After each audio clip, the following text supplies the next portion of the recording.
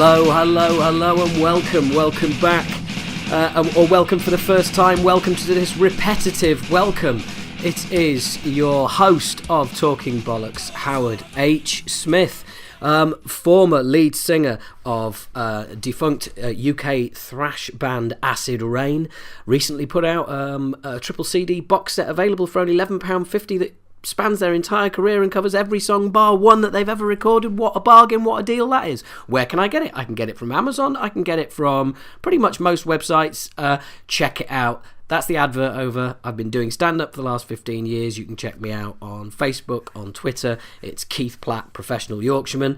I'm not going to bother with any links anymore because, I think, fuck it. I'm pretty much everywhere. You can find me if you want to. And if you don't, hey, good for you. You can find me on YouTube, watch some clips on there as well.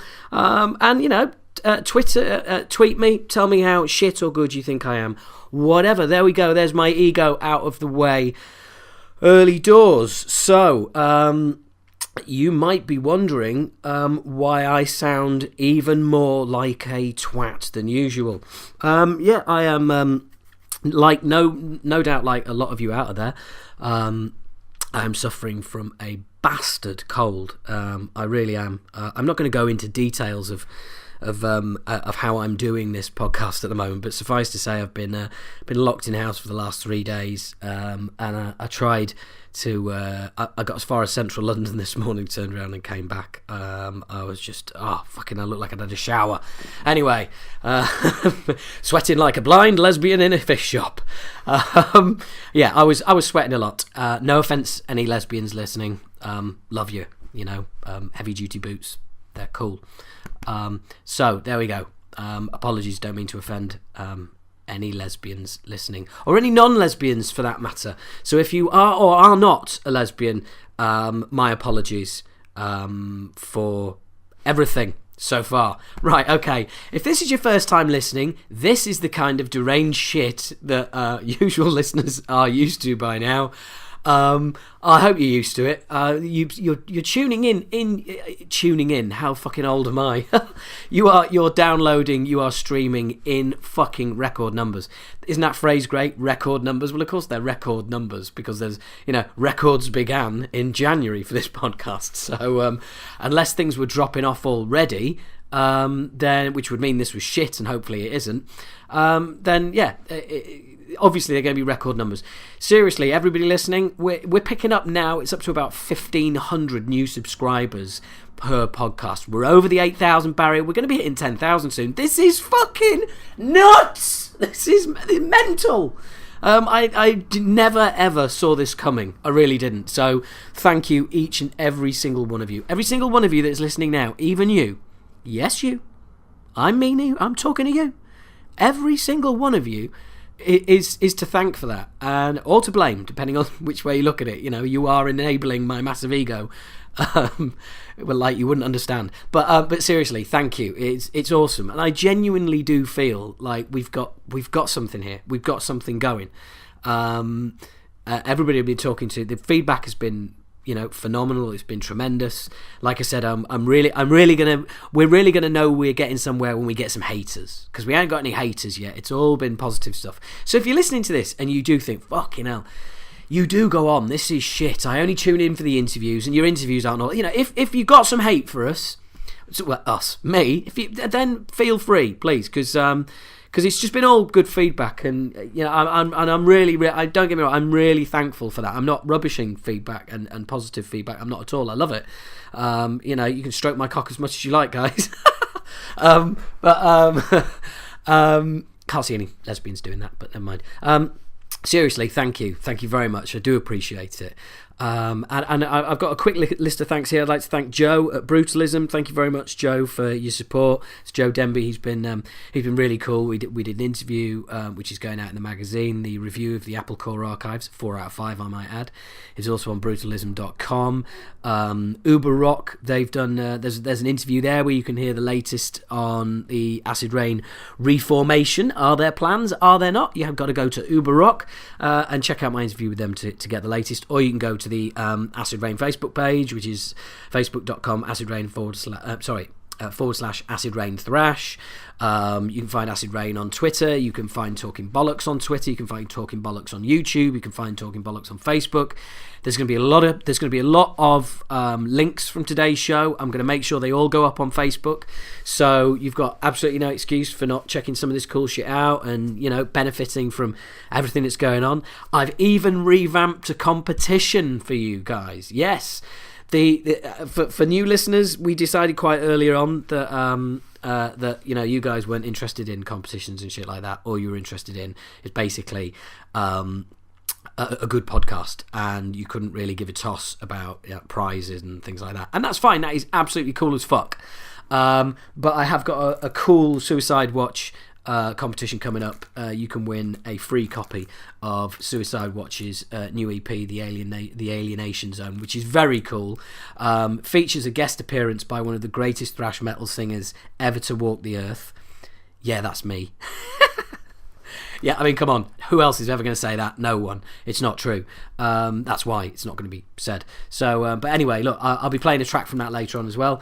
So there you go. There's the song at the end of the podcast, Surprise Ruined. And there you go. Listen to that. That's the wrapped CD there that the guy sent me a few, and I'm putting that one up for giveaway. So anyway, it's good to be back. Yes, I am full of fucking cold, but nothing could stop me sharing the last month's metal news and shit with you guys. I was talking to Craig at All About the Rock.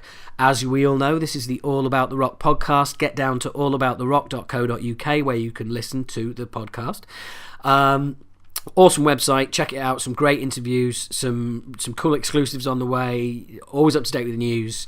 Get to the website. Without that website, this podcast wouldn't exist. So if you like the podcast, you know, please show your love for them, show your support. They're also, you know, go to the website, follow them on Twitter. There's Heavy Metal PR, follow that, which is part of All About the Rock. It's all good. Anyway, I was talking to Craig at All About the Rock, and he was saying, look, you know, if you're not feeling up to it, or, you know, you're a bit rough, you know, just wait till you're better and do the podcast then. And I was going to do that, and then I thought, well, hang on, you guys out there, yeah, you've no doubt there's people listening to this who've got like stinking colds, and we've all had a cold from time to time, and you know, your life, it can't just stop, can you?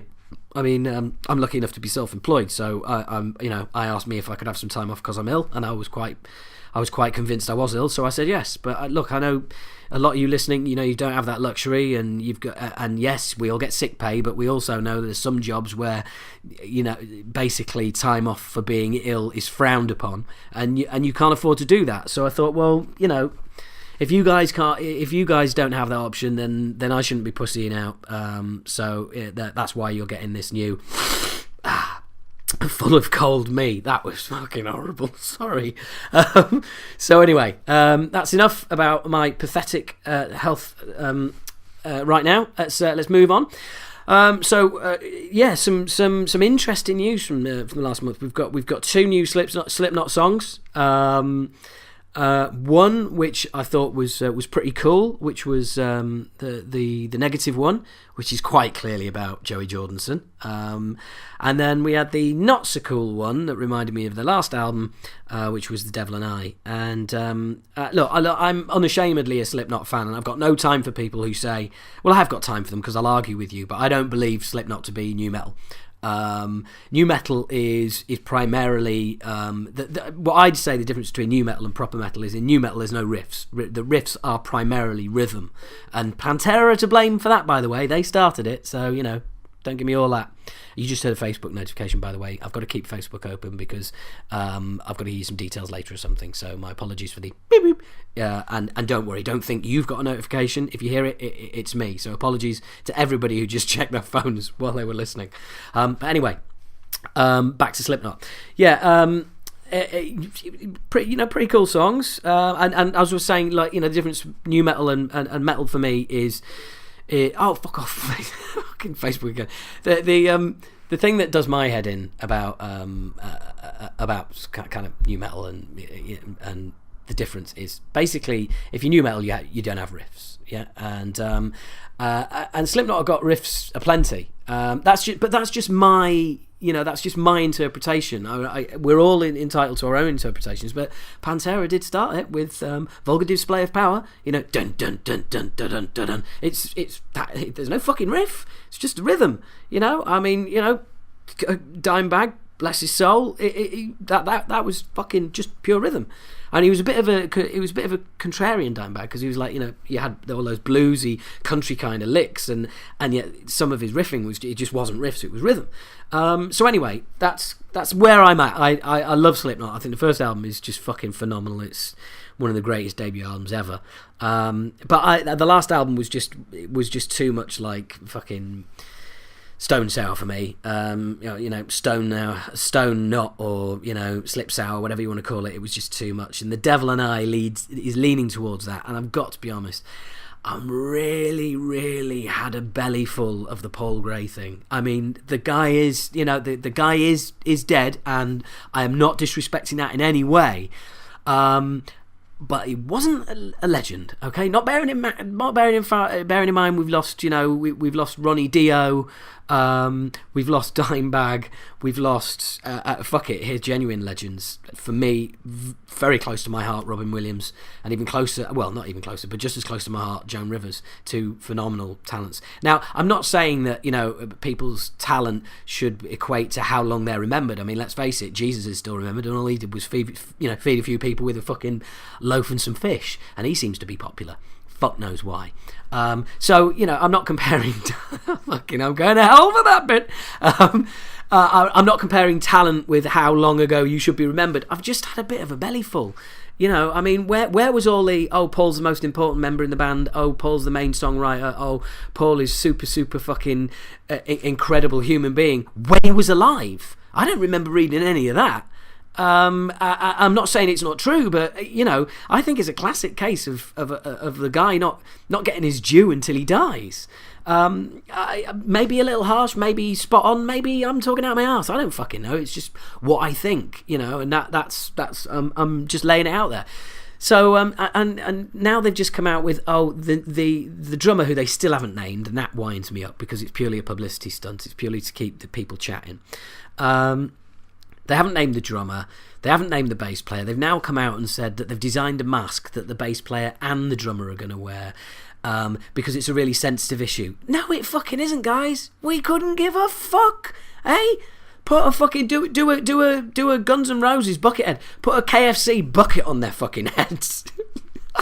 Yeah, just put a proper pumpkin on their fucking head, Jack Skellington style. Just hollow out a pumpkin, boom, get that on your head, fucking twat. Now that would impress me. If you could still play bass or drums with a pumpkin on your head, that would be quite impressive. Look, I'm not meaning to be disrespectful, but I also am aware that I am also being disrespectful in the process. So there you go. That's me. That sums me up completely, doesn't it? A bit of a contradiction in terms, but so yeah, the songs, yeah, okay for one and meh for the other one. I'll wait and see.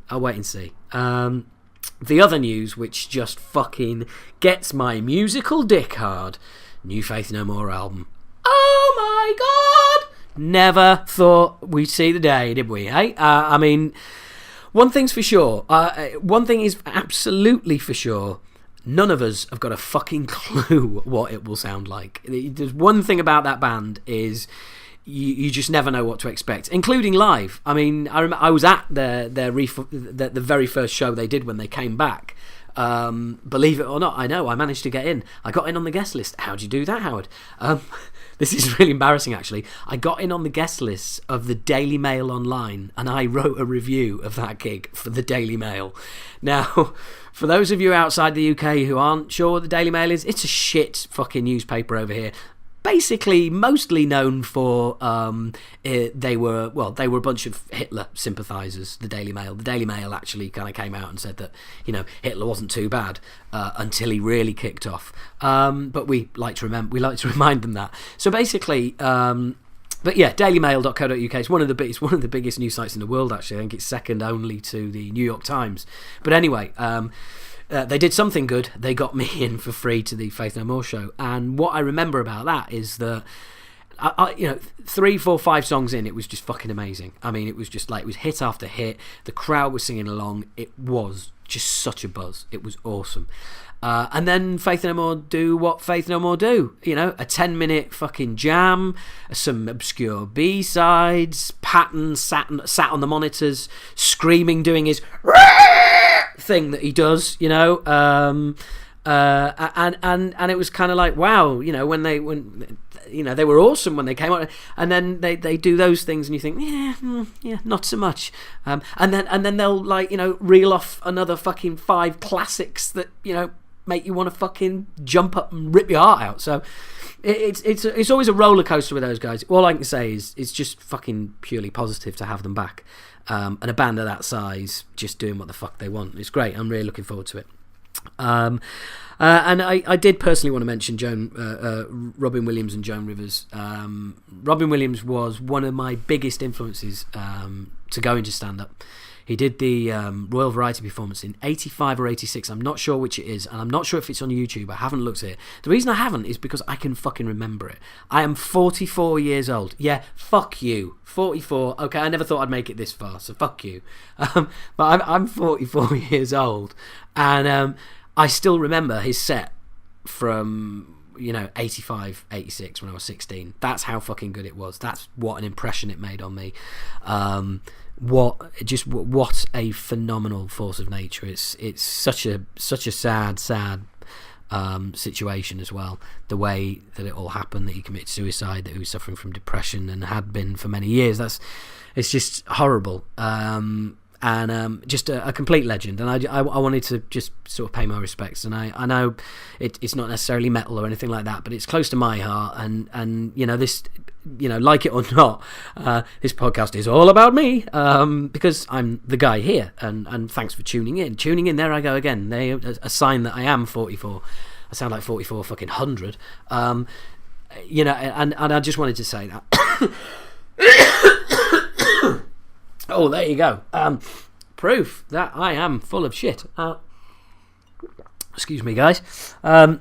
So anyway, I'll tell you what, I really feel sorry for people coming to this podcast for the first time. This is the first one they hear, and they think, like, they see there's going to be interviews with Warrior Soul and Onslaught, and they go, all right, so, and you know, we're up to like about 20 minutes, and it's just some fucking wheezing cunt moaning on and just mouthing off about what he thinks and who he likes, you know. And if this is your first time and you've got this far and wondering, where are the fucking interviews? I'll tell you where they are.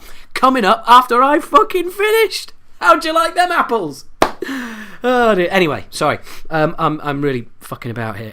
I'm full of fucking cold medicine, so if I'm coming across as a bit all over the shop, even more over the shop than usual, then that's why. Joan Rivers. I saw Robin Williams and Joan Rivers on the same bill. Check that out, motherfucker. I will put that up against any Big Four concert any fucking day. Comedy fucking matters to me. I've been doing it for 15 years.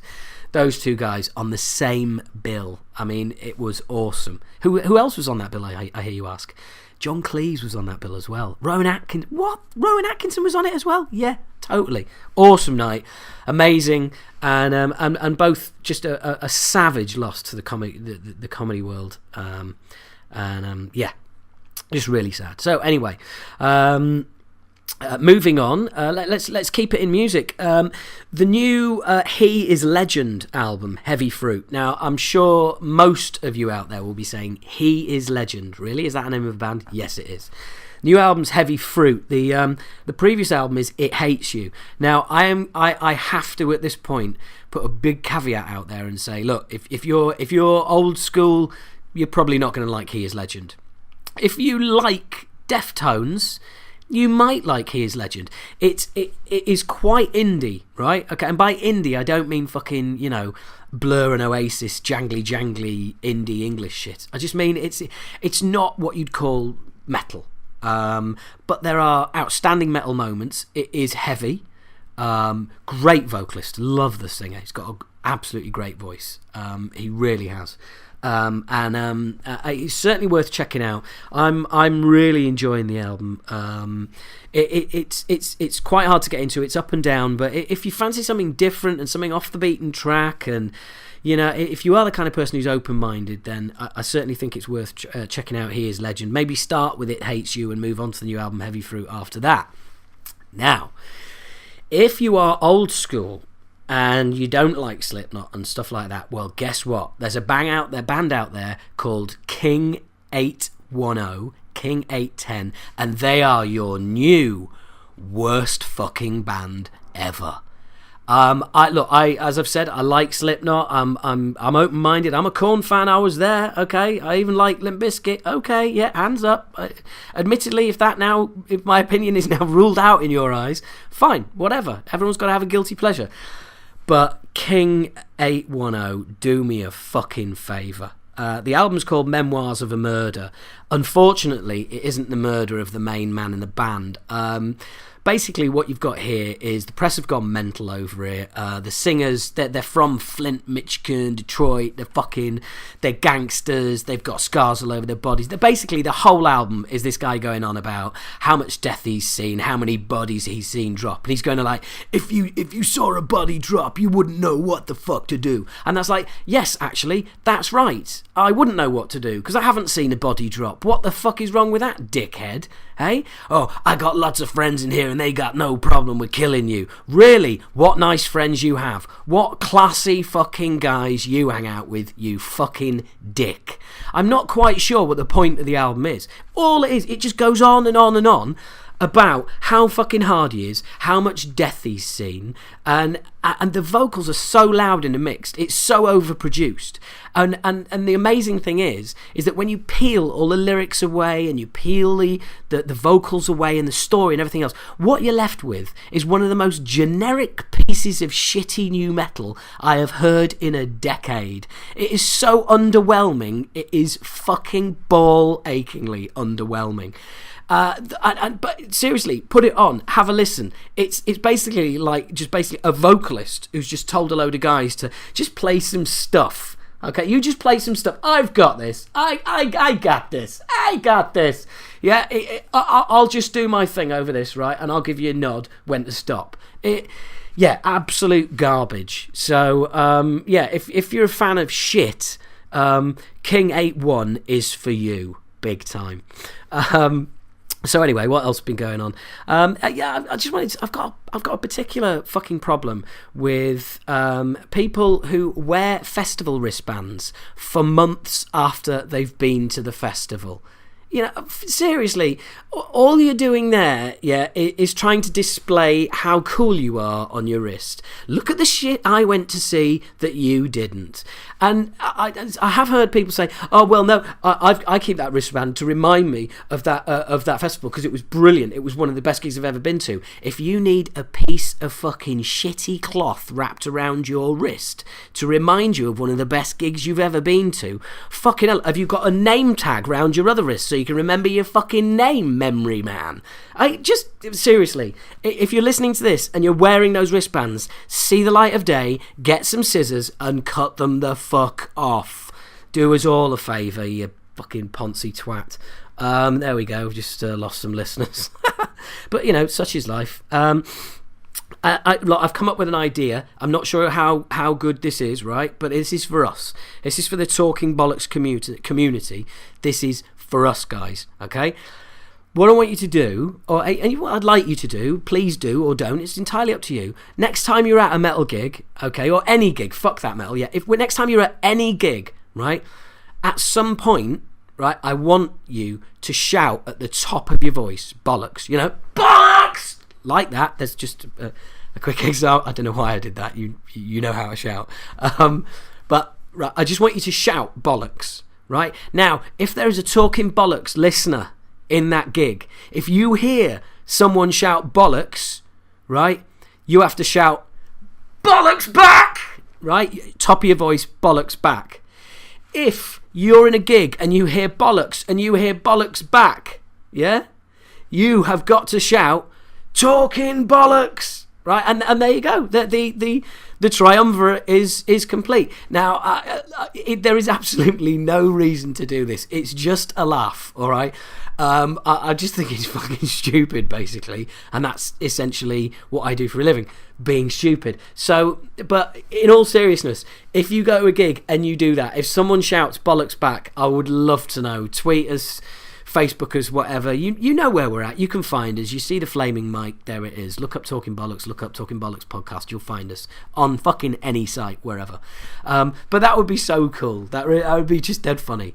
Now, I've got some other stuff to talk to you about, guys, but I'm well aware that you're probably thinking, fuck me, come on, shut up, get into an interview. And you're absolutely right, because that's why I nearly said tune in again. Fuck me, you old cunt! That's why you download, that's why you stream, that's why you listen. So, I got to interview my good friend Nige Rockett at the Islington show, same time I interviewed Artillery from last month. Cy Keeler's in the room at the beginning, and there's, as usual, it's not edited. You'll hear people coming in and coming out. And I'll just to let you know now, you might just after there'll be a little sting. You probably want to turn the volume up a little bit for the interview. It is a little bit quiet. But apologies for that. I have boosted it a bit as much as I can without fucking the audio up. So you might want to turn it up a bit for the interview. Remember to turn it down towards the end. You will know when the end's coming, because I say, do you want to cut it off there, and you probably want to turn it down again, because otherwise the next sting is going to take your fucking ears out. And by the way, I this month I have blown a load of money, well, 75 quid on a new portable mic for recording interviews in the future. So that should help in future. So I know it's taken me a while. I'm sorry about that, but things will improve. So anyway, here is my chat with Nige, and for a little bit Cy from my old mates Onslaught. Right, I'm in the bowels of Islington Academy again. With my long-time Thrash cohort, peer, leader, General-in-Chief, Nige Rockett. Hello, Nige. You're too kind. You've been kind to Nige? Don't be kind to him, no one else is. Cy Keeler has just entered the room. No, funnily enough, he was just saying what a lovely guy you were. Don't. Oh, well, that's nice, huh? Yeah, that's fine. I just caught you by surprise. But don't boost his ego anymore. Oh no, I think it's only fair, because I expect it in return. You'll not get it from us, lad. It's a two-way street here. Okay. I'm still waiting to see you, man. Yeah, I know. I'm sorry about that. Yeah. I was supposed to do a gig not far from Nige's house, but apparently I got moved by the promoter the day before and ended up gigging in Guildford instead of Bath, was it? Mm. Yeah. Sorry about that, mate. But No. I know shit happens. Guildford. Still waiting. Well, sorry about that, but it will happen. Yeah. It will happen. I've got I should do my best to avoid it. Oh, that's lovely. That is. Where do you live? Oh, did I slip out? Yeah, it did. Yeah. Bristol. So you did right. So you are local then. Yeah. Yeah. Well, get to the fucking gig when I do it. Well, you've got to arrange it first. Yeah, I know. And then I've got to you arrange it. Get me on the guest list, and I'll be there. Yeah, and then I've got and then I've got to cancel it at the last minute. Oh, and move it to Glasgow. Yeah. Yeah. I'll do that. No problem. It's a bit like acid rain reforming. No, you see, no, you don't. Is it going to happen? No. Oh, they booked a gig. Oh, it's cancelled. Yeah, it's that's typical. Yeah, I'll come with some raw fruit. Yeah, well, people always say, when you're in a band, and people say, you say you're in a band, they go, oh, if you ever need a roadie. Yeah. Or if you're really old, you remember, when are you going to be on top of the pops? Right, and there was like, that was if you've only ever got any jobs going, and there was like the three things that people say to you. But when you're a comedian, people just try and tell you jokes, and they're shit. It's like don't worry, you're not getting any jokes out of me. I'm shit at telling them. I know I'm shit at telling them. But it's like somebody. It's like, well, I'd imagine you might get it with guitarists, because singers don't go up to each other and go, yeah, I sing as well. but a guitarist will come up to you. No, fuck, stressing enough they do. but a guitarist isn't going to come up to you and go, oh yeah, I've got this riff. And I'm not so sure about that. You ready? Oh really? Yeah, I've had some things like that before. What, you've had some dodgy, some weird fans? You always get the old guitarist who thinks he's like the best thing that ever happened to music. Yeah, the local guitar hero. He's never ever played a gig in his life. But stands at the back, judges you. Yeah, exactly. You get loads of them. Brilliant. It's nice to know some things haven't died. No. That's proper old school. That is. Someone was telling me they're a Liverpool fan. We were talking about like when Liverpool won the FA Cup and all that. And he was talking about the Liverpool-Everton final in, I think that would have been '89. Right. And I remember exactly where I was that day. I was at Junction 9 in Walsall with fucking you lot. Oh, was that there? Yeah. Yeah. That was, I think, one of only 2 times we played together, wasn't it? Where was the other one? Manchester International. That's right. Zentrix. Yeah. Zentrix opened. Yeah. Then it was us. And That's right. Yeah. And then it was you lot. Yeah. Was that the night there was the ceiling started to come down? If I remember correctly. Yes. Yeah. The ceiling started to come down, so we decided to give it a helping hand. Yeah. Yeah, I remember loads of bare wires hanging down when we were playing. Yeah. I wonder if that's why we never played with you again. No. No, it was that was fucking hell. That's going back so many years, isn't it? Yeah. It really is. But so anyway, look, the way things are at the moment, it's just like you going from strength to strength. I mean, you seem to be more popular now than you've ever been. Trying, mate. Trying. But you must be. I mean, like the size of gigs you're doing and stuff like that. It's But I know, you just yes. You got to work out that. I mean, we've been back now 8 years, 9 years. So, I mean, that's longer than the first time around. Good point. So, we're probably more established now, as you said. Obviously, at the Sanity period, we were playing theatres then, but it's a kind of a whole different thing now. Yeah. And we're travelling the world and playing to hundreds of people everywhere across the world. Just South America this time, we've seen the audiences step right up again from previous runs we did over there. Yeah, it's bizarre, isn't it? And it's just building and building again, but we're putting out regular material and playing lots of shows, so it's the only way you can keep your name out. Because the magazines don't work like they used to, as you well know. Like. Yeah, I mean, it's a different world, isn't it? The thing is, with the magazines, they'll only give you features and interviews if you're heavily advertising them. Which is completely wrong. But that's the way they work, because obviously their sales are being affected by everything online now, so they need the revenue in to keep going themselves. Yeah. So they'll only feature the bands who pay the money. So advertisers don't want to advertise. No one wants to pay for anything. No, basically, no, they don't. That's the problem. Yeah, well, I mean, I've said many times that people expecting your music for free is, about to say, oh yeah, I'm a fan of your band, but no, I expect the album for free. Yeah. You're basically saying to that band who you apparently like that their music is worthless. Yeah, that's right. Yeah. I really don't think the people understand or realise what time and effort goes into making a record and writing a song. They really can't. They must think you just go in a rehearsal room and knock a song up and then record it. Like.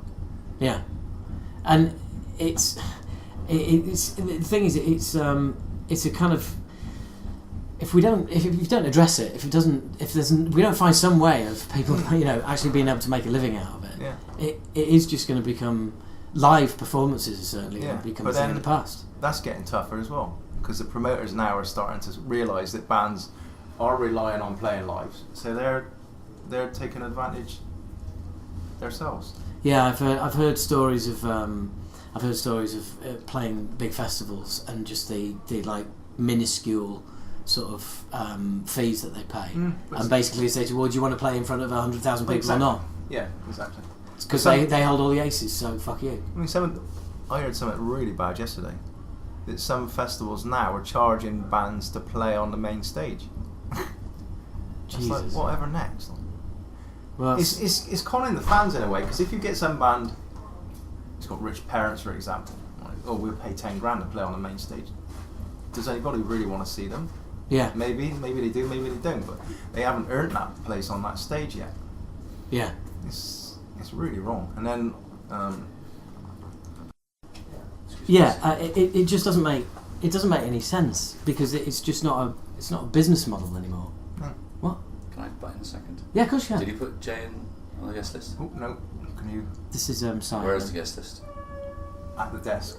at the box. They'll let you write it in there. Okay. Bloody forgot all about it. That's a perfect example of how we can discuss your 2 jobs on this tour, because this just follows on from what we were talking about like there being no money around and stuff like that.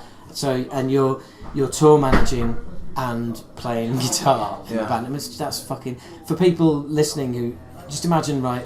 It's basically, if you've ever been a best man at a wedding, right? It's that for the same amount of people for 30 days in a row. So that is what Nigel's taken on, and that's just fucking mental. No, I mean, I can't focus on the show to literally 15 minutes before we go on stage. And I get a break for sound check, which is nice. If sound check's good, today it was terrible. But I mean, I'm responsible for all the guys on the bus, basically. Getting them fed, getting them watered, and getting them clean, and getting them from A to B. And and then there's the everyday maintenance of the bus as well. And it's like, if for instance somebody is like leaving their socks out and it's annoying other people or whatever, it's like it comes down the line. If people don't want to talk directly about it, so it comes down the line to you, doesn't it? It's tough being in a band, because doing that and being a band member, because I've got to deal with the venue managers as well, and that's not an idea. If there's a problem or an issue that I've got to argue, it's not really good, because I know anything. Oh, Infant Onslaught was the right one. And then it tarnishes the band's name. Then if it's a manager or a tour manager, it's a completely different one. But at the moment, it's just you. Yeah. Fuck. I mean, luckily, I've only had one dodgy moment on this tour, and it was all right. Yeah. I'll leave it at that. But yeah, what can you do? Most of them have been pretty good and pretty understanding, because I've explained why I'm doing it and what have you. They've been pretty good. Helping you along, because I appreciate that. Yeah, I mean, luckily I've been in touch with the actual guy who runs the whole O2 thing, and he's been an absolute diamond. Like, so any problems, I just phone him up and he has sorted it for me straight away, which he has done, because there was a problem. We didn't get paid in Sheffield the other night. We loaded out. I went to get back in the money, and doors were locked and the guy had gone. Great. So I just phoned him up. He phoned Bristol the next day, so paid them the money from last night. So we got paid. Oh, that's awesome. And it was just simple. It was easy. Yeah, it's just things like that. It's like, you just don't fucking, because the thing is, you've got to go fucking, your head's hitting the pillow with all that shit, isn't it? Yeah. So it's like trying to switch off from that. Yeah, I was bed at 3 every night, and then up again at 7. So that's good 4 hours. Well, Margaret Thatcher run the country on 6 hours sleep, mate. So come on, Wow. Fucking hell. But I mean, you are on the road. It seems to somebody who's not in the band, but you're on the road a lot. I mean, I just see Onslaught updates from every corner of the fucking world at the moment. As you touched on earlier, I mean, that's the way we're raising our profile and taking the band up levels again. It's the only way to do it. Your name's constantly out there. If you're playing good shows, word gets around and people want to come and see you. So. Yeah. I mean, this tour in particular was a really big gamble. Being midsummer, where all the festivals are on, people are on holiday, kids have just finished school. And the attendance have been really good. Yeah. We were expecting a few howlers, but well, because of course, one of the main draws on the bill, of course, was Patriot, and that we all know what happened there. Yeah. And it's like you can't legislate for these things, can you? No, not at all. But we move on, and it's been fine. Good. Nobody's even mentioned their name when we've been on the tour. So. Right, yeah, you haven't the first one. So yeah, I mean, it's not. Sorry about that, Nige. We've well, only because I was looking forward to seeing Steve. I haven't seen him for 20 years. Yeah. But there you go, shit happens. Yeah, that's the business, isn't it? Yeah, I'm sure we'll see him soon. Yeah. Well, like I said earlier, that extra spot has got to be yours. Yeah. I'll campaign for it. I'll start an online campaign on the podcast, on the Acid Rain page, on All About the Rock. Yeah. We'll start a campaign for you. Co-headliner, obviously. Yeah, of course. In the UK. Yeah. Happy to support in Europe and around the States, maybe. But there's not a lot of difference in Europe. Actually, playing all the same size shows and really pretty much as us in Europe. Yeah, obviously they're getting some bigger festival slots, but club-wise, it's pretty much on a par. Obviously, America's different, but again, that's testimony to the work you've been putting in. Yeah, we've worked hard in Europe the last 4 years, really. got some good agents on board and got a lot of good shows. So we've really been picking up over there. Yeah, well, I've noticed just through activity on the Acid Rain page, you get comments from people, because obviously people are always talking about like the UK thrash scene, and might be saying, asking us if we're going to perform, which occasionally comes up, or stuff like that. And then we're always having debates on there about thrash and who's out there, and all the rest of it. And your name's always getting mentioned. But what I noticed was just getting mentioned further and further afield. Oh, right. Do you know what I mean? It's like people, sort of pidgin English postings. It's like the Onslaught are the best. It's like, no, you're wrong, delete. Get off our fucking page. The answer's Acid Rain. But no, seriously, genuinely, seen it. You can see it grow from the outside as well. Yeah. Is it a 10-year plan? How long do you think it's? I've always said, can't write an album better than the last one. That'd be it. So, album by album, really. So, in other words, you're going to keep raising the bar until you have forced yourself into retirement. Yeah, basically, yeah. That's the plan. Or until we can't cut it on stage. Thrash band, you know what it's like, mate. You were in the band and you had fucking tons of energy, didn't you? Yeah, no, I wouldn't have so much now. No, but yeah. If we ever get to that point where we can't compete with the younger bands, there's no point. I don't want to go out and be like a half-ass band on stage, like who people start saying, oh, they should pack it in now, so the energy's gone or anything like that. So. Yeah, no. There's a couple of factors, like they've got to keep making good music and keep the energy, or stop. And you've got to have the things that you can't legislate for. Is you've got to keep the hunger. Yeah. Because that can disappear overnight. Yeah, I guess so. Well, put it this way: if you tour manage 2 or 3 more tours, I get the release of the show, but that's about it. Yeah.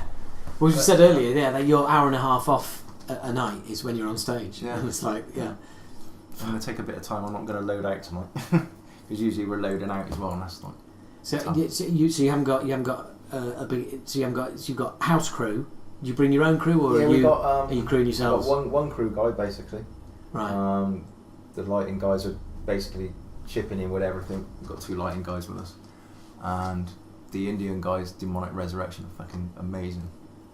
They've obviously come ready to crew, like they've got their gloves on, they're out, and they move everything so quickly. It's brilliant, absolutely brilliant. And these guys are the biggest metal band in India. Like. Fucking hell, obviously really? It's a bit different from here, but they ain't scared of pitching in with the work. Like, they're lovely guys as well. Yeah, and that's again when you've got your mates artillery. I was talking to Michael earlier. And he was saying that it's been great playing with you guys, and that you rang him up and said, "Oh, we're doing this tour. Do you want to come and do it?" Yeah, which is like so cool to hear. It's just it's good. The fans really like the package.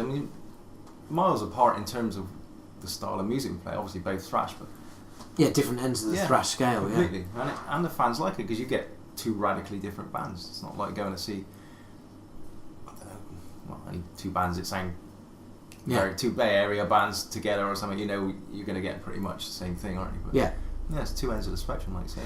But I think that is definitely what a kind of a way of putting bills together. It's just going to fill halls. And I know when I was we had an agent approach Acid Rain. Who I had a meeting with about 6-9 months ago, and he was saying like get you out on a tour, and he said but we'd need to get you need a younger support band, you need an old school band as well, and you've got to try and cover as many bases as possible to get in as many people through the door as you can. It's showed since we've teamed up, and we were going to America and Brazil together. We went to South America earlier this year together, and the audiences have tripled. Putting the 2 bands together, you're not only double the audience, you're making it even more because it's attractive for the fans. It's basically the same price ticket, more or less. The weird thing is, I had this conversation with Michael actually. It's like if you make the effort to go there, they'll reward you by turning up in their thousands. That's and the kind of bill that people in Europe are just used to seeing and take totally for granted. They're coming out for in their droves. Because nobody does it down there. Such a shame, it really is. Right, that's it. Get the band back together. Moving to Brazil. That's what I'm going to do. We're going to keep going. By the way, that wasn't me saying right. So let's I'd be gone, mate, if I could.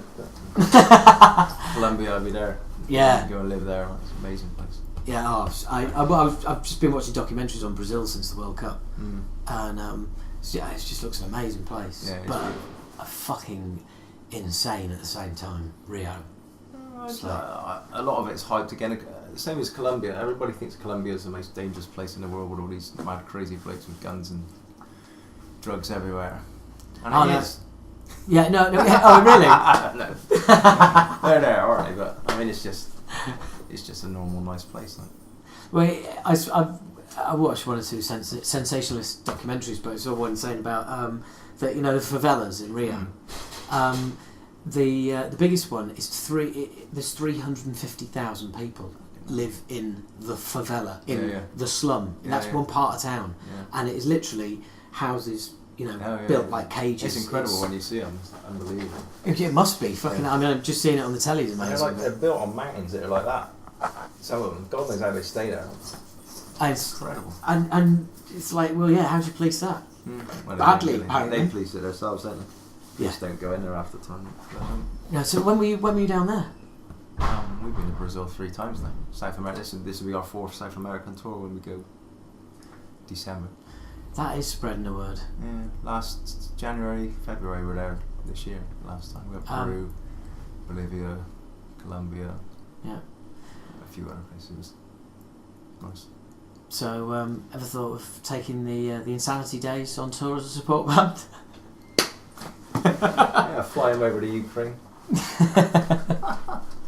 How is everybody into? I mean, one of the most important things about being able to do what you've done and continue to do it is everybody facing in the right direction. Everybody on board and wanting to do it hard. So. And it's got to be to a certain extent. There's always going to be little things that can be awkward because obviously people got to make a living. But we cover enough money when we go away, but you still got to keep your homework going, Yeah. But it's like you said, this would be your 4th South American tour. You're putting in the hours. This is the longest tour coming up, and we would have ever done. I think it's 8 or 9 weeks.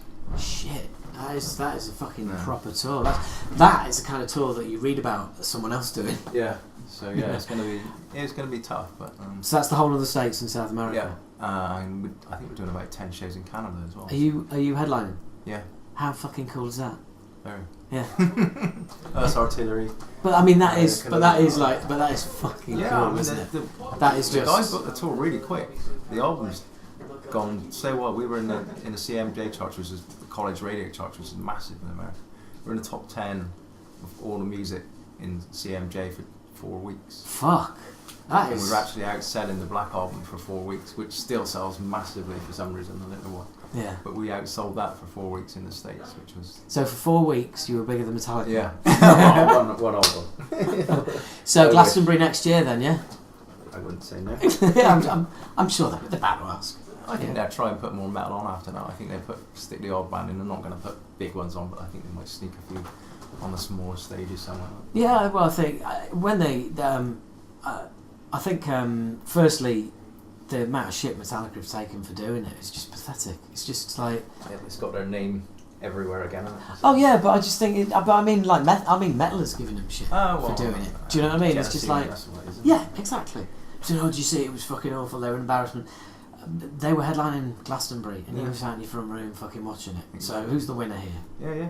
It's probably just taken them to another level again now. A level we didn't even know existed. Yeah. It's bizarre.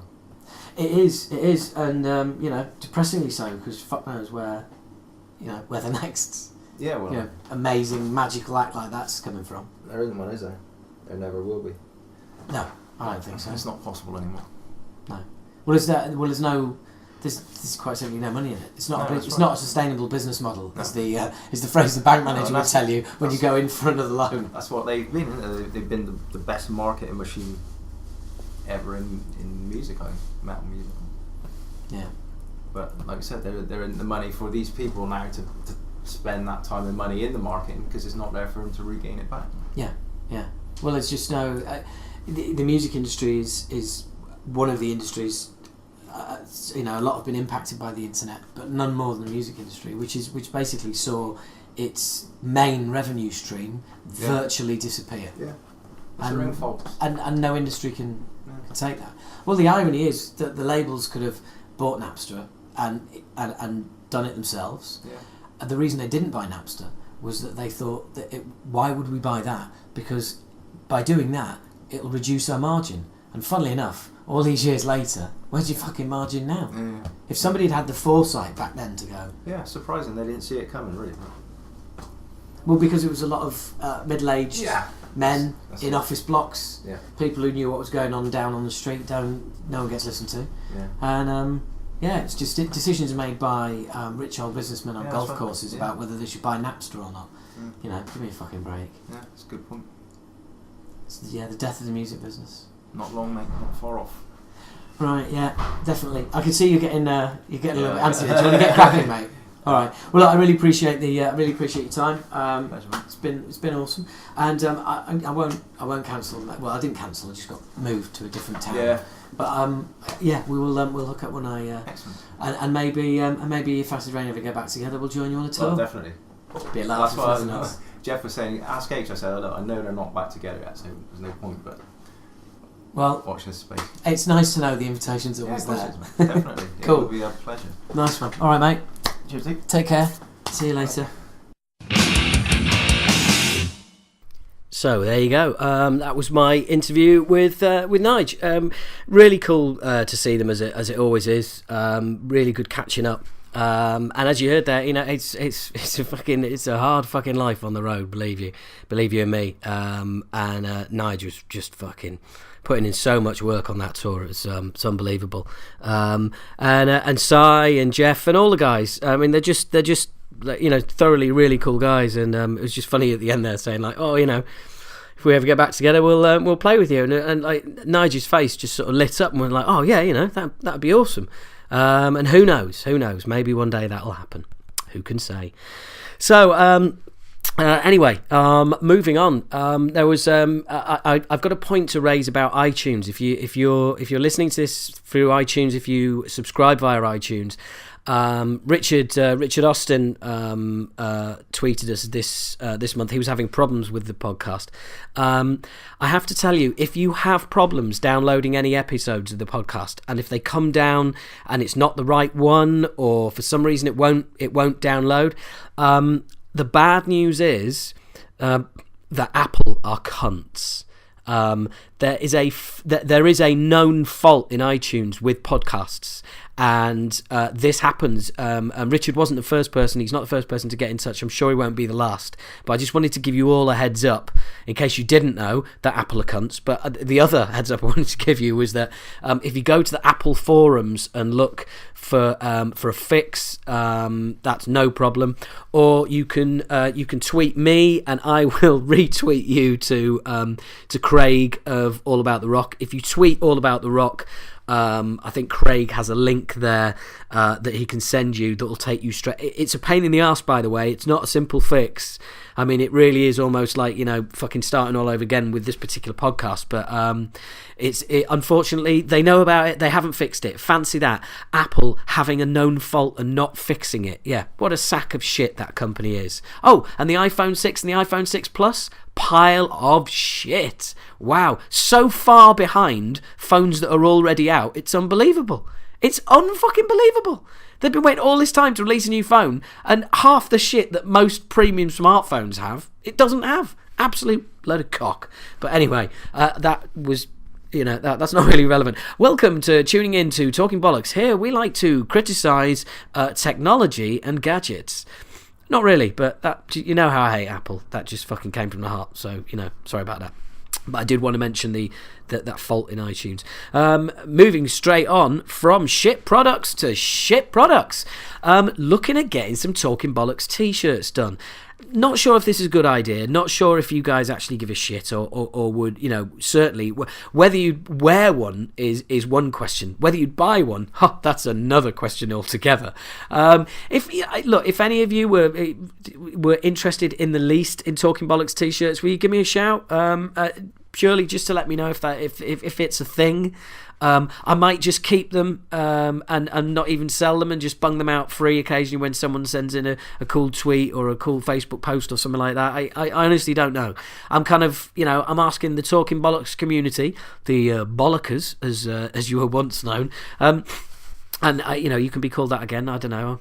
Don't really care. It's your show as much as it is mine. It's not, is it? Let's face it. I mean, people say that, don't they? It's your show as much as it is ours. Well, it's not really, is it? Because I'm on it and no one else. So, anyway, as usual, tangent fans, there's yet another one. Let me know. Let me know if shirts are something that you'd be interested in. Just thinking of having a black shirt in white across the front, Talking Bollocks, established 2014, underneath. On the back, just I love Talking Bollocks in big letters, which just appeals to me and makes me laugh. And I'll try and get the flaming microphone in there if I can. That means more colours, which means more cost, so that might not be in it, so it might just have to be like a little white microphone or something. I don't know. Anyway, if I've got any if I get any made, I'll stick some pictures up and you can all not look at them because none of you can be bothered to follow us on Twitter or Facebook, which is absolutely fine. That is your choice, that's your decision, but we are on all of those, so if you want to join in, then please do. And I mentioned All About the Rock earlier, and this ties in nicely with a really cool interview on All About the Rock with a guy called Matt Denny. This is a really, really cool, positive, inspiring story. Matt, who's got his own health issues and has been not a well man in the course of the last year, 18 months. But what he's managed to pull off financing and tour managing a Mordred tour of the UK. Hey, Mordred, everybody? Remember that? Yeah, fucking way ahead of their time. Thrash with a fucking DJ and full-on funky shit going on that was way ahead of its time, and believe you me, you listen back to that stuff, it's still fucking excellent. Hence, I went along. I went along to the gig, did an interview with Mordred, which is going to be coming up in the coming months, which was a great interview. Really cool guys. It was a great interview. I mean, they were good. I was my usual, wanker self. But yeah, it was really cool. And Matt organised it all for me, which was absolutely sound. He's an old square dancer, a lover of the Apple Court, or an Acid Rain fan, as they're otherwise known from back in the day. So I took him a copy of the Apple Core archives along, folks, available everywhere for just £11.50, or if you're in Europe it's €15, and if you're in the States you're fucked because they're not on sale there. Well, yeah, they are. You just go on to fucking eBay or something like that.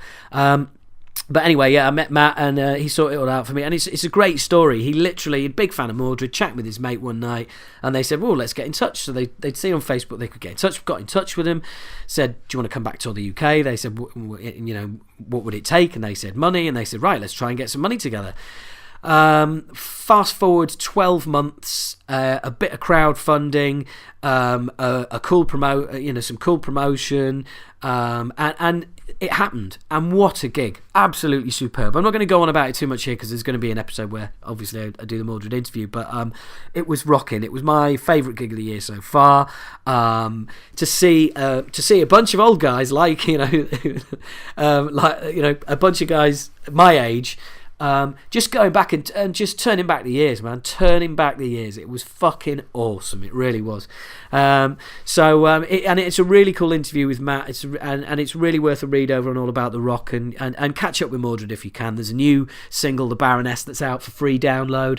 There's another link that I'll put up if any of you are interested. In fact, just get in touch. But I will put that link up. It's really cool. It's worth checking out. And the interview's cool, and everybody, it's just all really cool. A couple more thanks. Dave Highland, thank you. Steve Smith, thank you.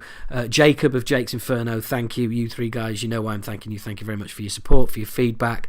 What was really funny was Dave Highland actually sent me a message saying, look, I've done a review of the show on iTunes, but for some reason it's only showing on iTunes Australia. Yet more evidence that Apple are cunts. That's all I'm saying.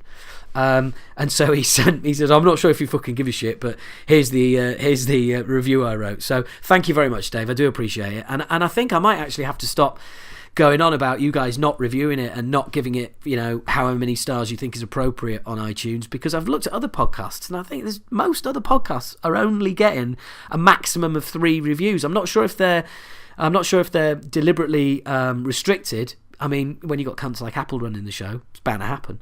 But seriously, in all seriousness, by the way, love to everybody at Apple. Please don't take my podcast down. iPhone 6. Wow, it's amazing. Woo! It's like I've travelled forward in time. Incredible. Wireless charging, anyone? So anyway, thank you very much, Dave. Everybody out there, if you've got the time, if you're on iTunes, give us some stars, write a little review. If you're passing, don't make a special visit to iTunes like you would, but I mean, if you just happen to be there, check it out and give us some feedback. That would be cool. Again, positive, negative, it's all feedback. What else have we been up to? I had an endoscopy a couple of weeks. About a week ago. For those of you wondering what an endoscopy is, I went to see my doctor and said I'd just had a couple of, really bad stomach aches. Temporary. What kind of fucking pronunciation is that? Sounds like Tipperary. Temporary, sort of really bad pains, and I mentioned it to my doctor, and he was like, "Well, at your age, it's worth sticking a camera down there and having a look." And I was like, "Oh, great! I'm at that age, am I? I'm at that age that every time you go to the doctor and say, 'Oh, there's this,' let's fucking stick a camera there." I was just a bit of a pain in my leg. Yeah, let's shove a camera up your ass. What? Hey? I've got a nosebleed. Let's shove a camera up it. No, I've got earache. Let's shove a camera down there. No. So endoscopy, camera down the throat. That's fun. For anybody listening who's had one, that sucks, doesn't it? I had the old throat spray. You can have a little bit of a kip. They can put you to sleep for a bit. But I was fucking rock and metal, and I went, fucking no way, man. I want the fucking metal throat spray. I want to be awake through this. I want to be able to see my guts on the screen because I'm fucking metal. I obviously didn't do any of that, but I thought it, so it counts, right? Anyway, it turns out I'm fine. I tell you what, I look a lot fucking healthier on the inside than I do on the outside, definitely. Anyway, that's just me waffling. Did have a little bit of what is known as banter, a little bit of a chat online this month with Ollie Sykes from oh God, that's really embarrassing, isn't it? Fucking totally forgetting the name. But actually, do you know what? I think what I've done is I've put the acronym of the band on my notes for the show, and I don't actually understand the acronym because I've written the wrong one like a prick. But the band I actually mean is Bring Me the Horizon, from Sheffield. So Ollie is a fellow Yorkshireman, a fellow opinionated twat like myself. It's not a criticism at all. I like twats. Twats are cool.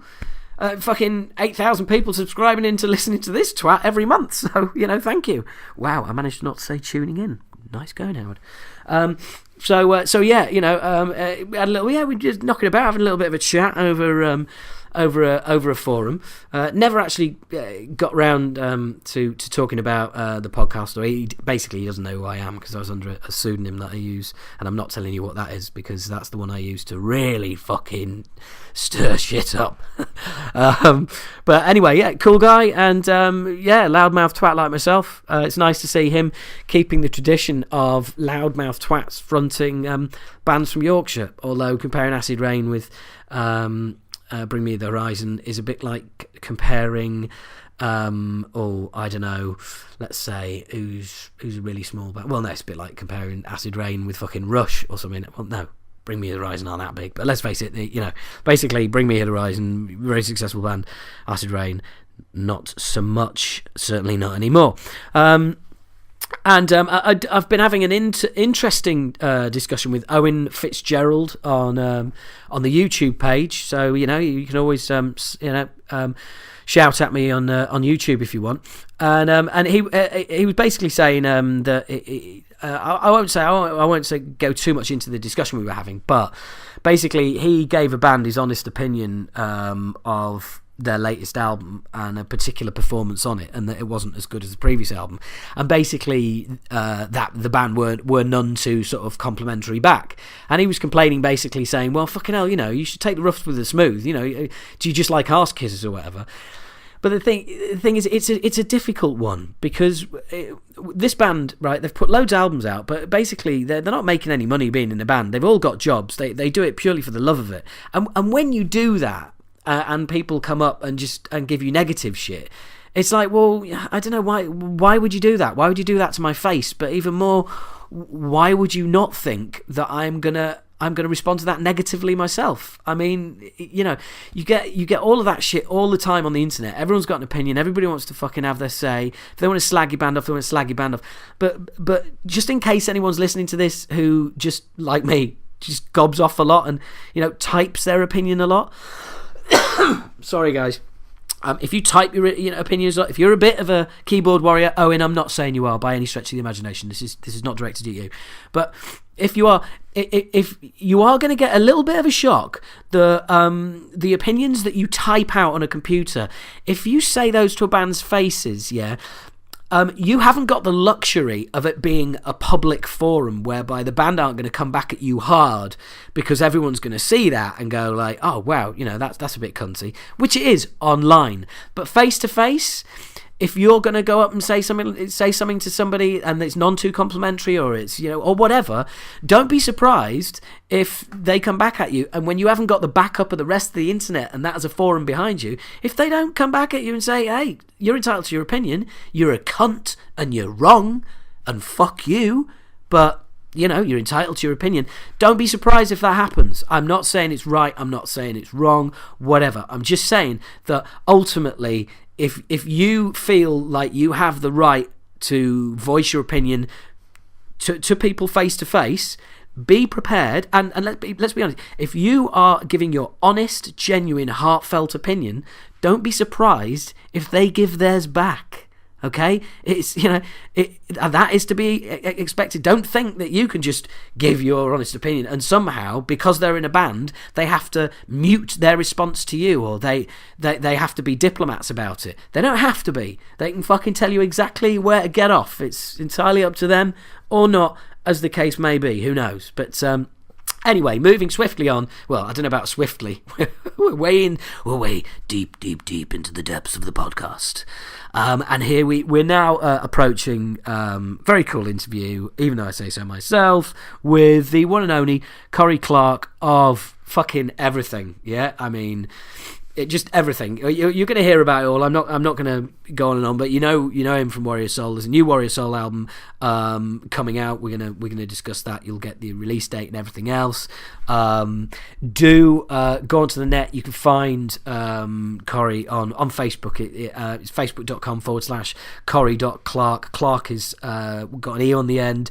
Search him, you'll find him on Facebook. Now they're doing a London show on October the 18th in Islington. If you're around, right, this is fucking unbelievable. Only Kory Clarke would come up with this, right? Basically, he's driving around in a bus that is basically like a bar with wheels on, and for 4 hours before the show, there's 2 seats left in that bus. They're going for £95 each. So if you want to have the experience of a lifetime and roll around with Kory prior to that gig, it's you book your tickets. You can email him. Kory Rocks Art, which is Kory, KORYROXART @gmail.com. So you can get hold of Kory there and get your place on the bus. This interview was scheduled to be the day before, and fuckhead here with a head full of cold medicine. You've heard what it's done to me. I mean, listen, I'm even more of an idiot than usual. Basically, I thought he was in LA, and so I thought the time difference was 7 hours. He's actually in Portugal, and the time difference was an hour. So when we were supposed to do the interview at 3 o'clock in the afternoon, 4 o'clock our time, they were sat around waiting for me to get in touch, and then I sat on Skype at 10 o'clock at night trying to get in touch with him. So yeah, like it's a total head fuzz, and then we nearly missed each other yesterday. I was online, they got stuck in traffic, but we managed to do it. The interview started, but we stopped it because I was having technical problems down this end. So the bit you missed was Kory making himself some caipirinhas.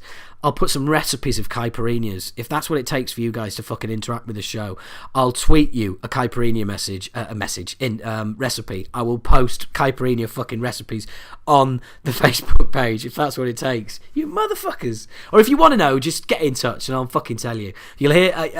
But Kory and I had a really, really cool chat about caipirinhas. They're one of my favourite drinks as well. So he was making up a batch of those because they've been working hard. But I had to lose that whole portion of the interview because of the fuck up this end. He was incredibly quiet, but then it all kind of got hooked up. And what you're about to hear is, as usual, the whole interview unedited. You'll hear his lovely manager January. Thanks January for sorting all this out. It was absolutely great.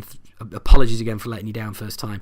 You're going to hear there's no one like Kory Clarke, and people who know him and know his work know exactly what I mean.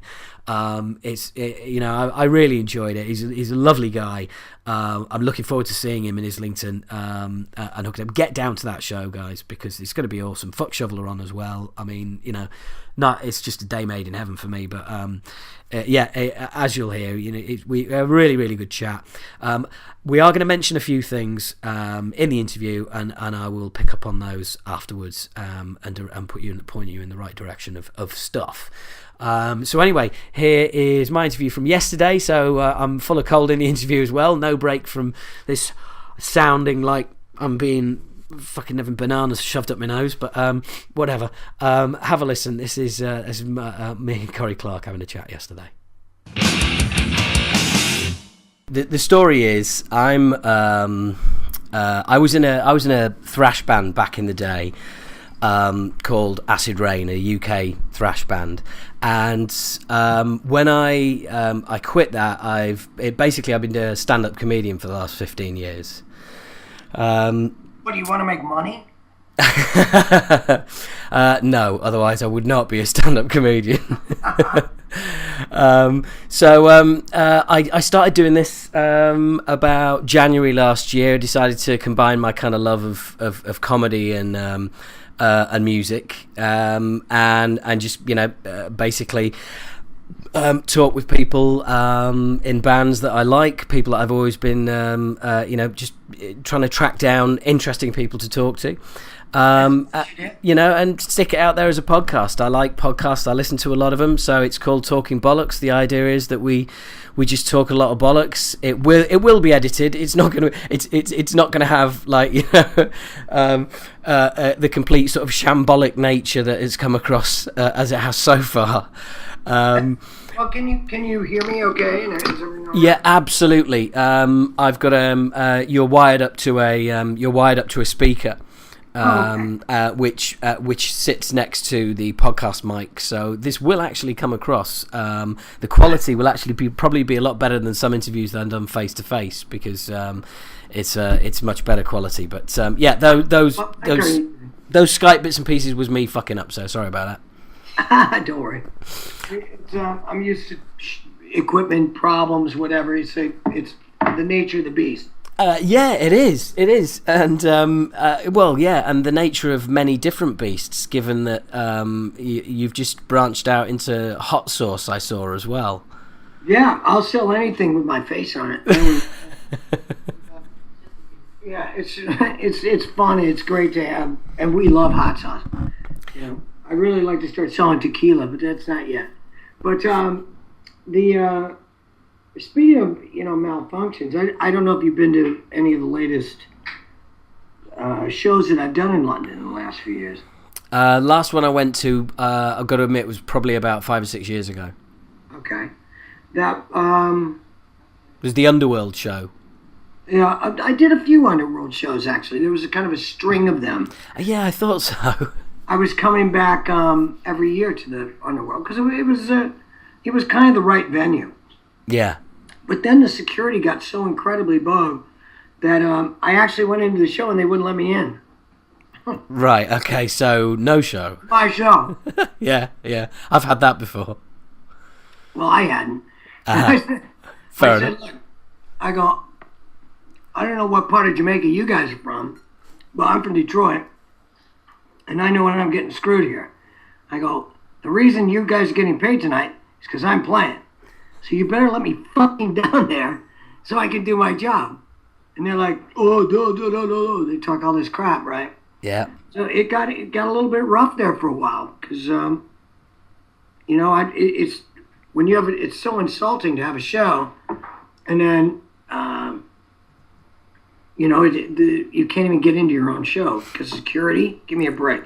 Yeah. So it just the beers are expensive and. yeah. So I decided not to work there anymore. Yeah, well, same thing happened to me in the middle of the same thing happened to me in Leeds, which is like my hometown, and we were on a tour, and I got shut out there in January, which is really the month you want to get as a singer. That's really the month you want to get shut out in the fucking cold, isn't it? Yeah. It's like it's not that you've strained your voice enough. You haven't been drinking for the whole tour, and you're going to get shut out in the cold to make sure that you really sound like shit. Well, that's it. That and I was 19, so I wasn't actually singing. I was just fucking shouting. Yeah. But I've been accused of that myself. It's hard when you play, especially smaller places, because you can't hear yourself, and you overextend yourself, and you overextend yourself after the show and before the show, and it's a miracle you can even function at all. I mean, after 4 or 5 days. Yeah, absolutely. And I mean, I've been at times where I've been diagnosed by a doctor, said, look, complete voice rest, and it's just that I cannot do complete voice rest. Talking's what I do. It's not like being a lead guitar player. Yeah, you can rest your arms. The thing is, as well, is as a singer, if you do try and protect your voice and give it voice rest, the only way I can do that is by separating myself from people and go and sitting, alone somewhere, and then everyone's just like, oh, look at him, what a fucking arsehole. No, you get that. I mean, the only thing that could stop me would be Thorazine or something really heavy to put me asleep for like days at a time. Yeah. But yeah, I mean, how can you not be out on the road talking to your fans, talking to your band, living the life that you were born to live, and not be able to talk to anybody? Yeah, exactly. I mean, it's just not. It's not a reality for people like me and apparently you. Yeah, basically, yeah.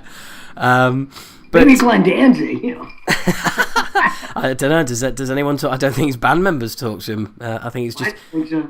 Just his lawyer. I think that's so funny, dude. I was outside.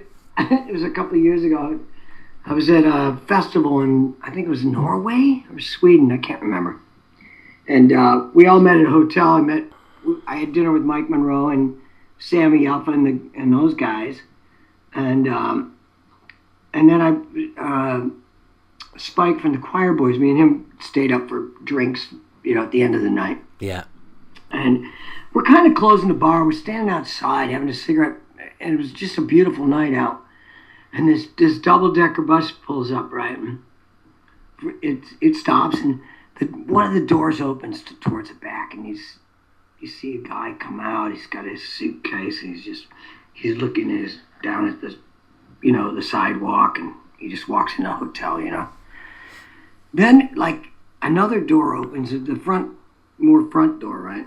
Yeah. And same thing, another guy's bag looking down at the ground and walking up.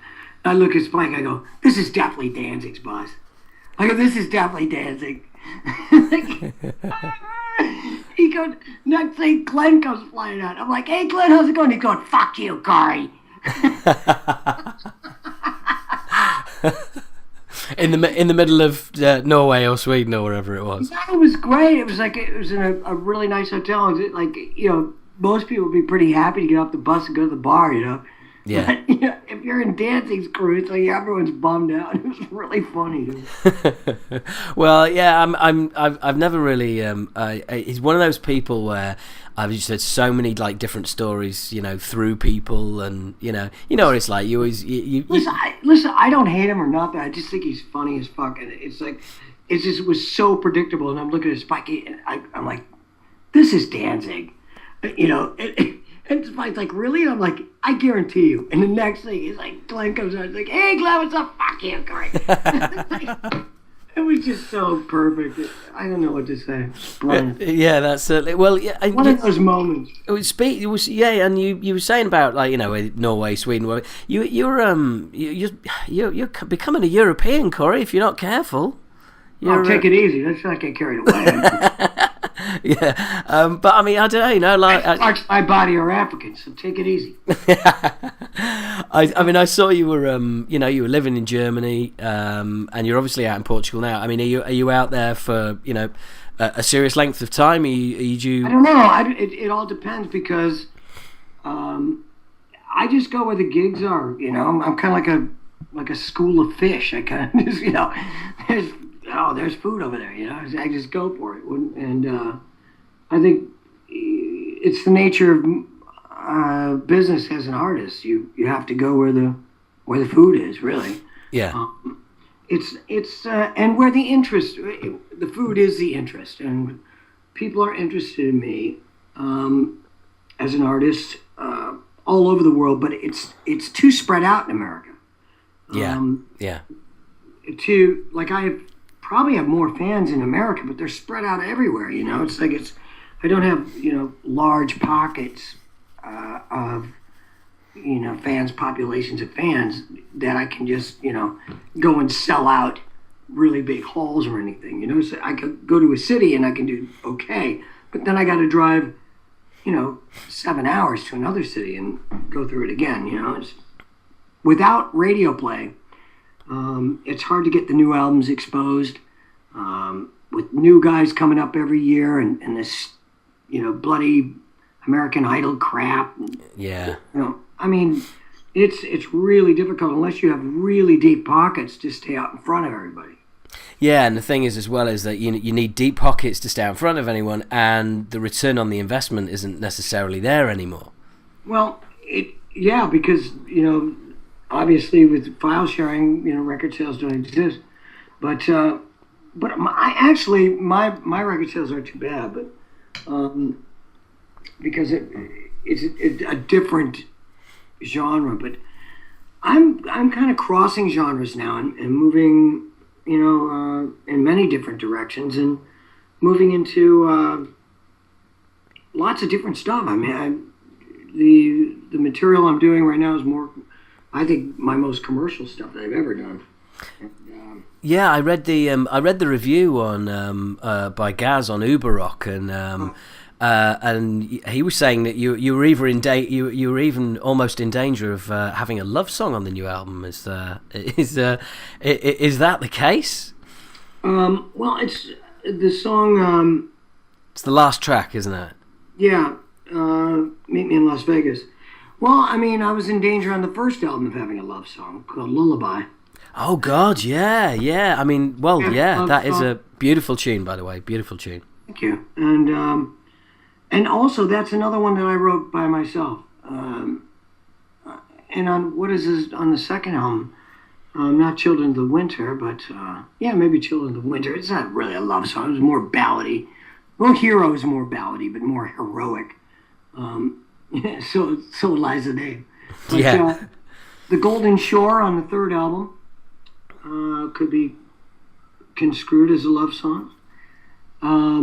Song in Your Mind on the fourth album could be construed as a breakup song. Space Age Playboys has no love songs. Yeah. Nothing on that could be construed. That's just pure rock and fucking roll. Yeah. On the Odds and Ends or Fucker album, depending on who you are, if you listen to Kiss Me, I think you would say that's probably a love song. And there's probably no love songs on Destroy the War Machine. or as I call it, because I've still got one of the original Chinese Democracies. Okay, on that album, that is it. Yeah. Yeah. But in the Space Age Playboys, the band, when I was in Los Angeles, Cities, Scenes, and Thieves could definitely be a love song. Okay, well, here's an album where there's definitely not a love song, and that would be the I'm going to kiss your ass here, and I'm not going to make any apologies for that. Please apologize. Mob Research. It's just one of the most just underrated albums of all time. Thank you. I don't know why people won't look at that record. What is wrong with fuckers, man? I mean, come on. That is a phenomenal record. It's a fucking great record. I mean, your vocals on it are as strong as anything you've ever done. Not bad for a guy that apparently has no voice anymore. That's right. But, who listens to Trouble anyway? Fucking pimply-faced guys with black T-shirts, like long hair that's greasy down in their fucking ass. Do you know what? At the time, I thought that was a really weird move for you. I really did. I mean, I could hear it. I could hear it in my head. I could hear it working. But it just seemed like a weird move. Was it just something that came up and you thought, yeah, fuck it, give it a go? Well, nah, it was more thought out than that, for sure. Okay. I got a call from Rick Wortell from Chicago, and I'm living in Brooklyn, and he's like, he's like, we need a new frontman, and I want you. And I'm like, well, I'm a frontman. I go, don't expect me to try and sing like Ozzy or whatever, your old guy used to do. Yeah. I go, if you want to take the approach of maybe Paul Rodgers joining Queen or, Dio joining Sabbath, I will do that. But I'm not going to try and sing like somebody else because I am somebody else. Yeah. I'm not Eric Wagner. Well, you're known for your voice as well, so it'd just be fucking weird. Well, yeah, I'm going to try and sing like Eric Wagner. But the album that I recorded was fucking amazing. And they don't got the guts to play it because it was so different from Eric Wagner that they will not let anyone hear it. Oh, man, I would love to hear that. Has it been leaked at all? I only heard parts of it. Only a few people heard parts of the album, and they just totally dumped it because they've got about 15 fans that go into the websites and just say Kory's a fag, Kory's a douchebag, Kory has no voice. It's a bunch of people that used to be associated with Dirty Rig. They used to be associated with other record labels from Geffen that don't like me in the metal scene and just try to destroy me, And they also come from the hardcore punk scene out of Detroit. So there's a like a contingent of maybe at the utmost maybe 25, 30 people on internet going with different names trying to, bust me down for whatever reason. It's like, ooh, like I give a crap. But the thing is, the album that I did with Trouble was really, really cool. And if you actually listen to the album that I did live with them in Los Angeles, you can hear how badass that is. Whatever. I like singing with a Chicago blues band, and that's basically what they were. Good musicians, Chicago blues based. It's they put some distortion on it, so it's metal, but they're basically blues guys at the end of the day. Yeah. And it also the thing I told. I'm sorry. No, not at all. You go. I told after I said to Rick, look, I'm not going to sing like Eric. I'm going to sing like me. And he said, well, that's cool because we want to move on. I said, well, most of your audience that's already there is just going to be happy that you're coming out with a new record and they're going to buy it anyway. I go, because they're curious and it's going to be interesting. And I go, my fans are going to be really interested in discovering what you guys have. And there's a portion of my audience that would really appreciate Trouble. Now, I said, look, what's missing from heavy metal is some flash, some fun.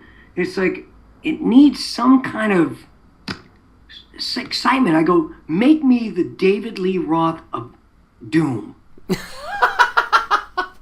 know what I mean? Yeah. And wouldn't that be cool? And I think that we had accomplished that before the retro, backward-thinking, moronic guitar player decided, what's his name? I can't remember, thank God. Anyway, Derek St. Hubbins. When he came up with that, he goes, well, Kory, the fans don't like you, that you just don't sound like Eric, and without sounding like Eric, we just can't, I don't know if it's going to work, And I told Rick, I go, Rick, why is this guy telling me this? Because I thought you were the leader of the band. And it's like, I do not want to be an Eric copy guy because I'm 15 times better than that guy artistically. So, what do you want me to do here? And we came to an agreement to disagree, and I told them all to fuck off. After I did the whole record for them, which they refused to release because they know it's really good. That's it's such a shame because I would love to hear that record because I was one of those people that you were talking about there, which is what some of your audience that would be interested to hear it because I've been a Trouble fan in the past and they were a part of my kind of metal growing up and I would love to have heard you on there. Yeah, well, I don't know if you heard me singing live with them. But I'll definitely make that CD available to you.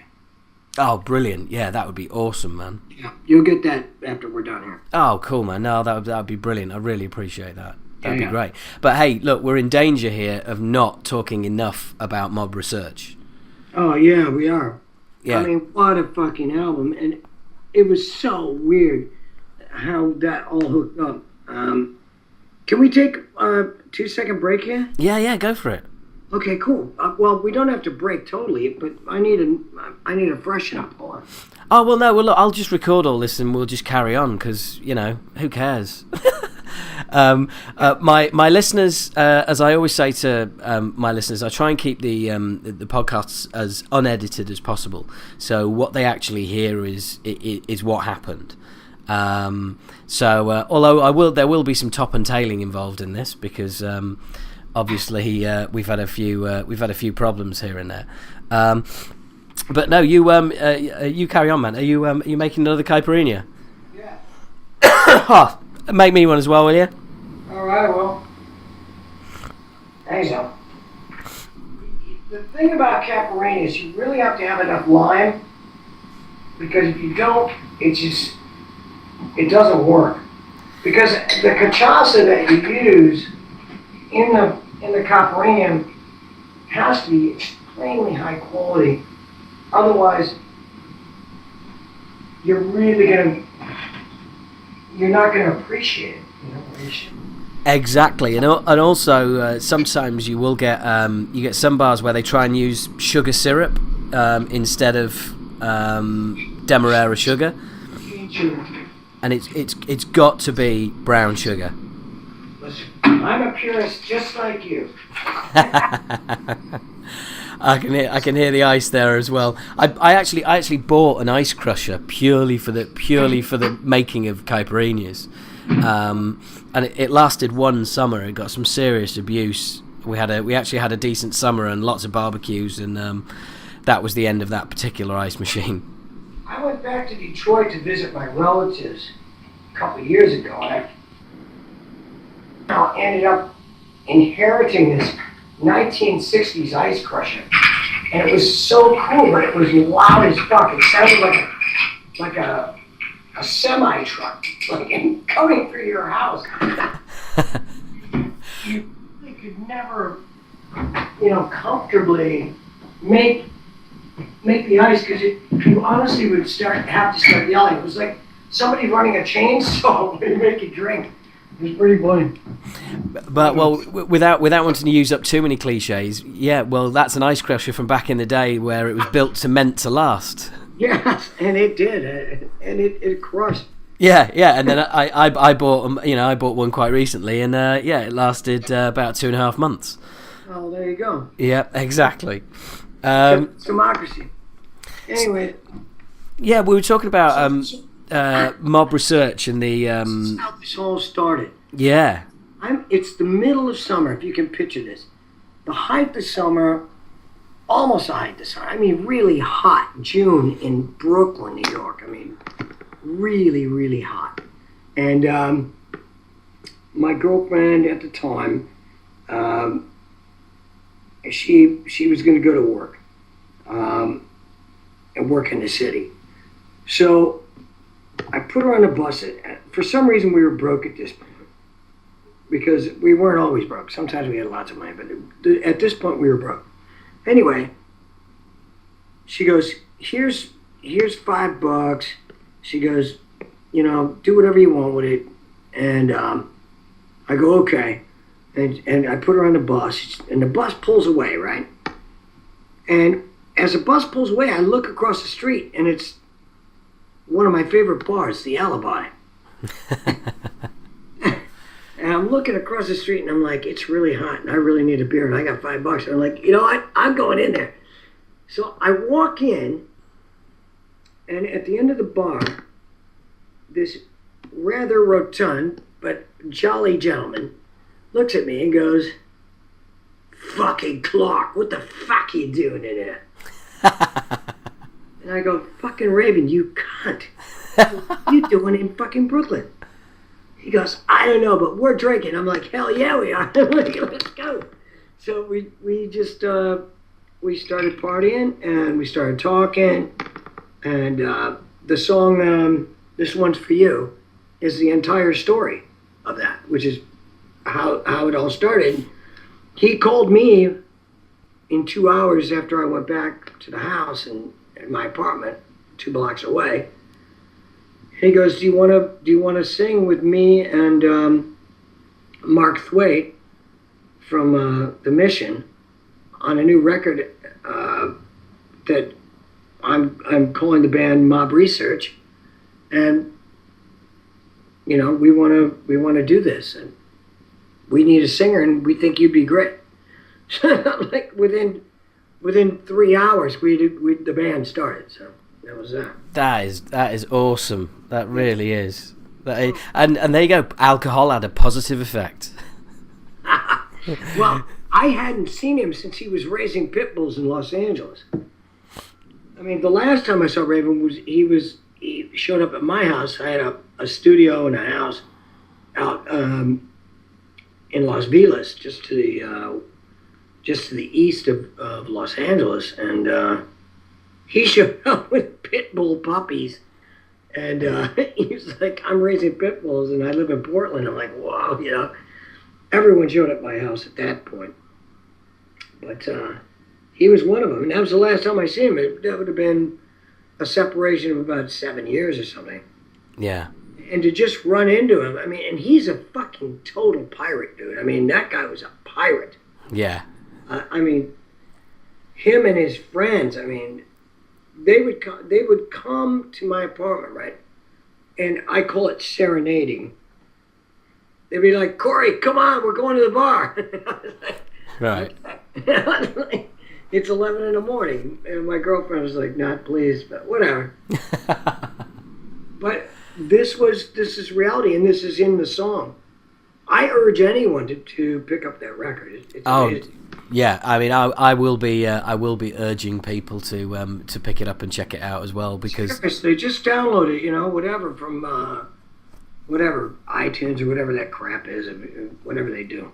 Yeah, it is. It is. It's a great record, and to answer your question earlier, no, I don't know what's wrong with people. I really don't know why that wasn't huge. Because there's nothing like it. Honestly, there's nothing like it. It didn't help that Raven died, and we were going to be on tour with what's their names? Who are those guys from Chicago? I can't remember. Anyway, he played bass with them forever, along with Killing Joke. But we were supposed to be with it's not Nine Inch Nails, but whatever. Ministry. Ministry, thank you. No worries. And I've been in too many fucking bands, dude. It's like the guy from Ministry was like totally down with us going on tour, and we were talking to Angie, his wife, and et cetera, et cetera. We were, negotiations were going on. We've met. Raven went down to El Paso to talk to him and negotiate, and the whole thing was going down, and then he died. Oh dear. So, and I got the news while I was on tour with Warrior Soul in England, and it was horrible. You do a record and you really want it to go, and something stops like that, and it's like, why can't people like George Bush die? Oh, absolutely. Yeah, I know. Always have to be my buddies. Absolutely, yeah. I know. And the thing is as well is that despite it being, posthumously released and you're unable, obviously you're unable to tour it, you're unable to push it, and no label is really going to get behind it because there's nothing they can do with it. There's never a hot day in June, July, or August when I don't think about Paul Raven looking at me over a taco and a pitcher of margaritas and going, "Yeah, man, we're gonna go do some touring. This is gonna be great." And there's never a time I don't think about that. Yeah, it's funnily enough. I sat down and had a chat about 2 or 3 months ago with Tommy Victor from Prong. Yeah. Tommy knows him very well. Yeah, we had a little bit of a chat about it. He's a good guy, man. I like him a lot. Yeah, he's a lovely dude. There's someone else that I met back in the day who doesn't remember, but there you go. Like I said, I'm only having guests on who don't remember meeting me. I think maybe if you were in front of our face, we might remember. Oh, that's very kind of you, Kory, but I'm sure you wouldn't. Yeah, look. While we're talking, of course, you've got an album coming out in is it 4 days? I wish it was coming out in 4 days. Oh shit! Has it come back again? No. It's coming out on the 22nd. Right. Okay. So that's like 2 weeks. Yeah. But the single's out. The video's out. Obviously, have you seen the video? Yeah, I've seen it. I've seen the video, and I thought, have you noticed any of the scumbags in the video? Straight away, I thought, is that Michael Monroe? Is it? Is that Mike Monroe? And for a minute, I thought you might have. It's not Mike Monroe. That's Mike Monroe's brother. That explains that explains my confusion then. No, I'm kidding. Actually, me in January with Mike. Very recently, when we were touring in Finland, and it was so funny, man. I got off. I took the ferry from Sweden. I did a couple of shows. I did an art. My paintings were showing in a small town up in Sweden, and we took this boat, and. It was pretty fun. I didn't gamble because I never gamble. But we ended up getting off the boat, and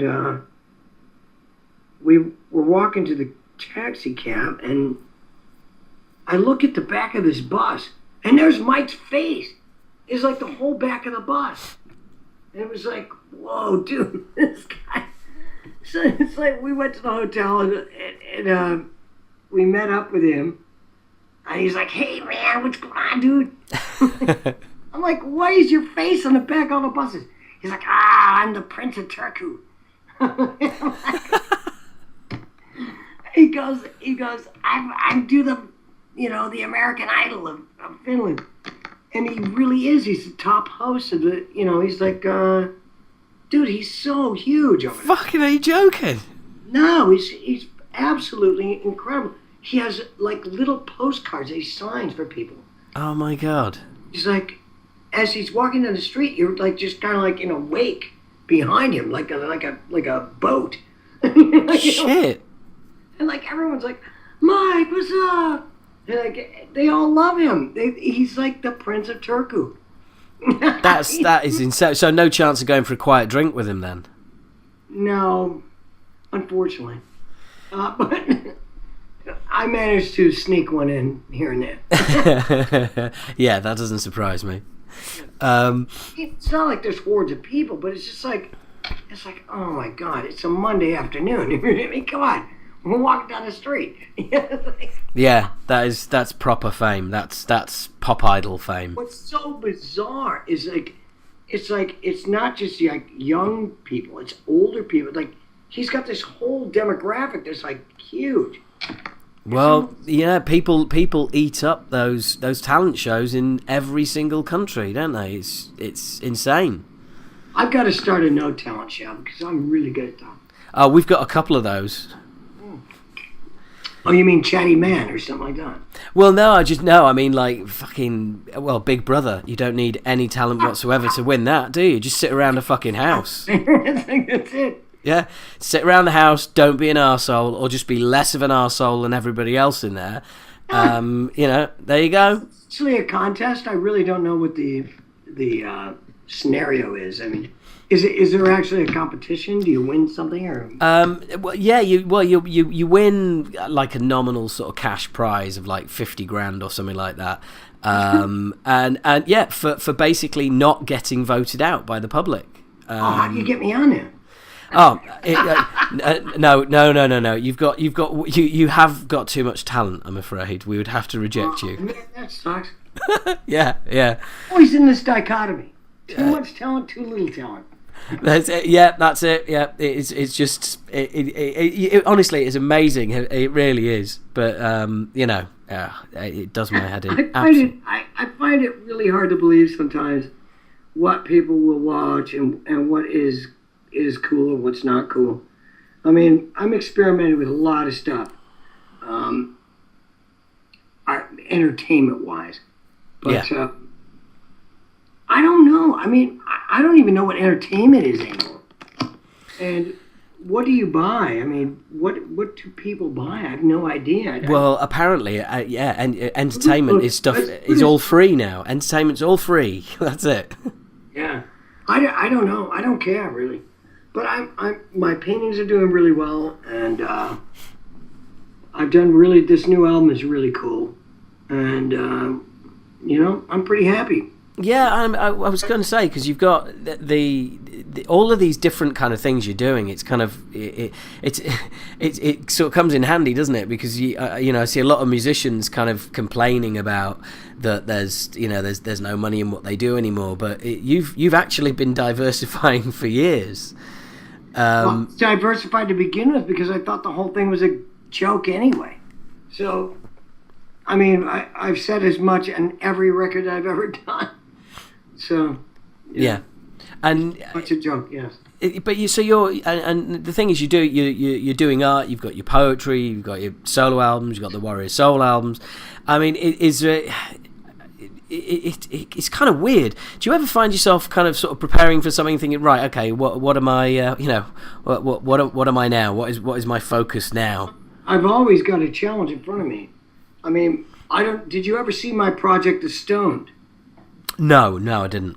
Really? Okay. No. I think that is your next move. Right. Okay. You've never seen any of The Stoned? No. I have 4 TV segments and 2 videos, and 2 documentaries. Right. Wow. Yeah. So I think you should check The Stoned out. The Stoned? Yeah. It's I play drums and produce. Working with Adam Dubin, who did Factory Right to Party, director, directed the Metallica stuff. Yeah. I just got together with him, and we came up with some really sick shit. The Stoned actually is a project that I'm currently working with. So. Right, okay. And it's as important as mob research. Right, okay, right. Well, that gives me a good kind of jumping off point as to what it means to you. Definitely. Well, I'm going to have to give you it in sequence, and you'll have to check it out.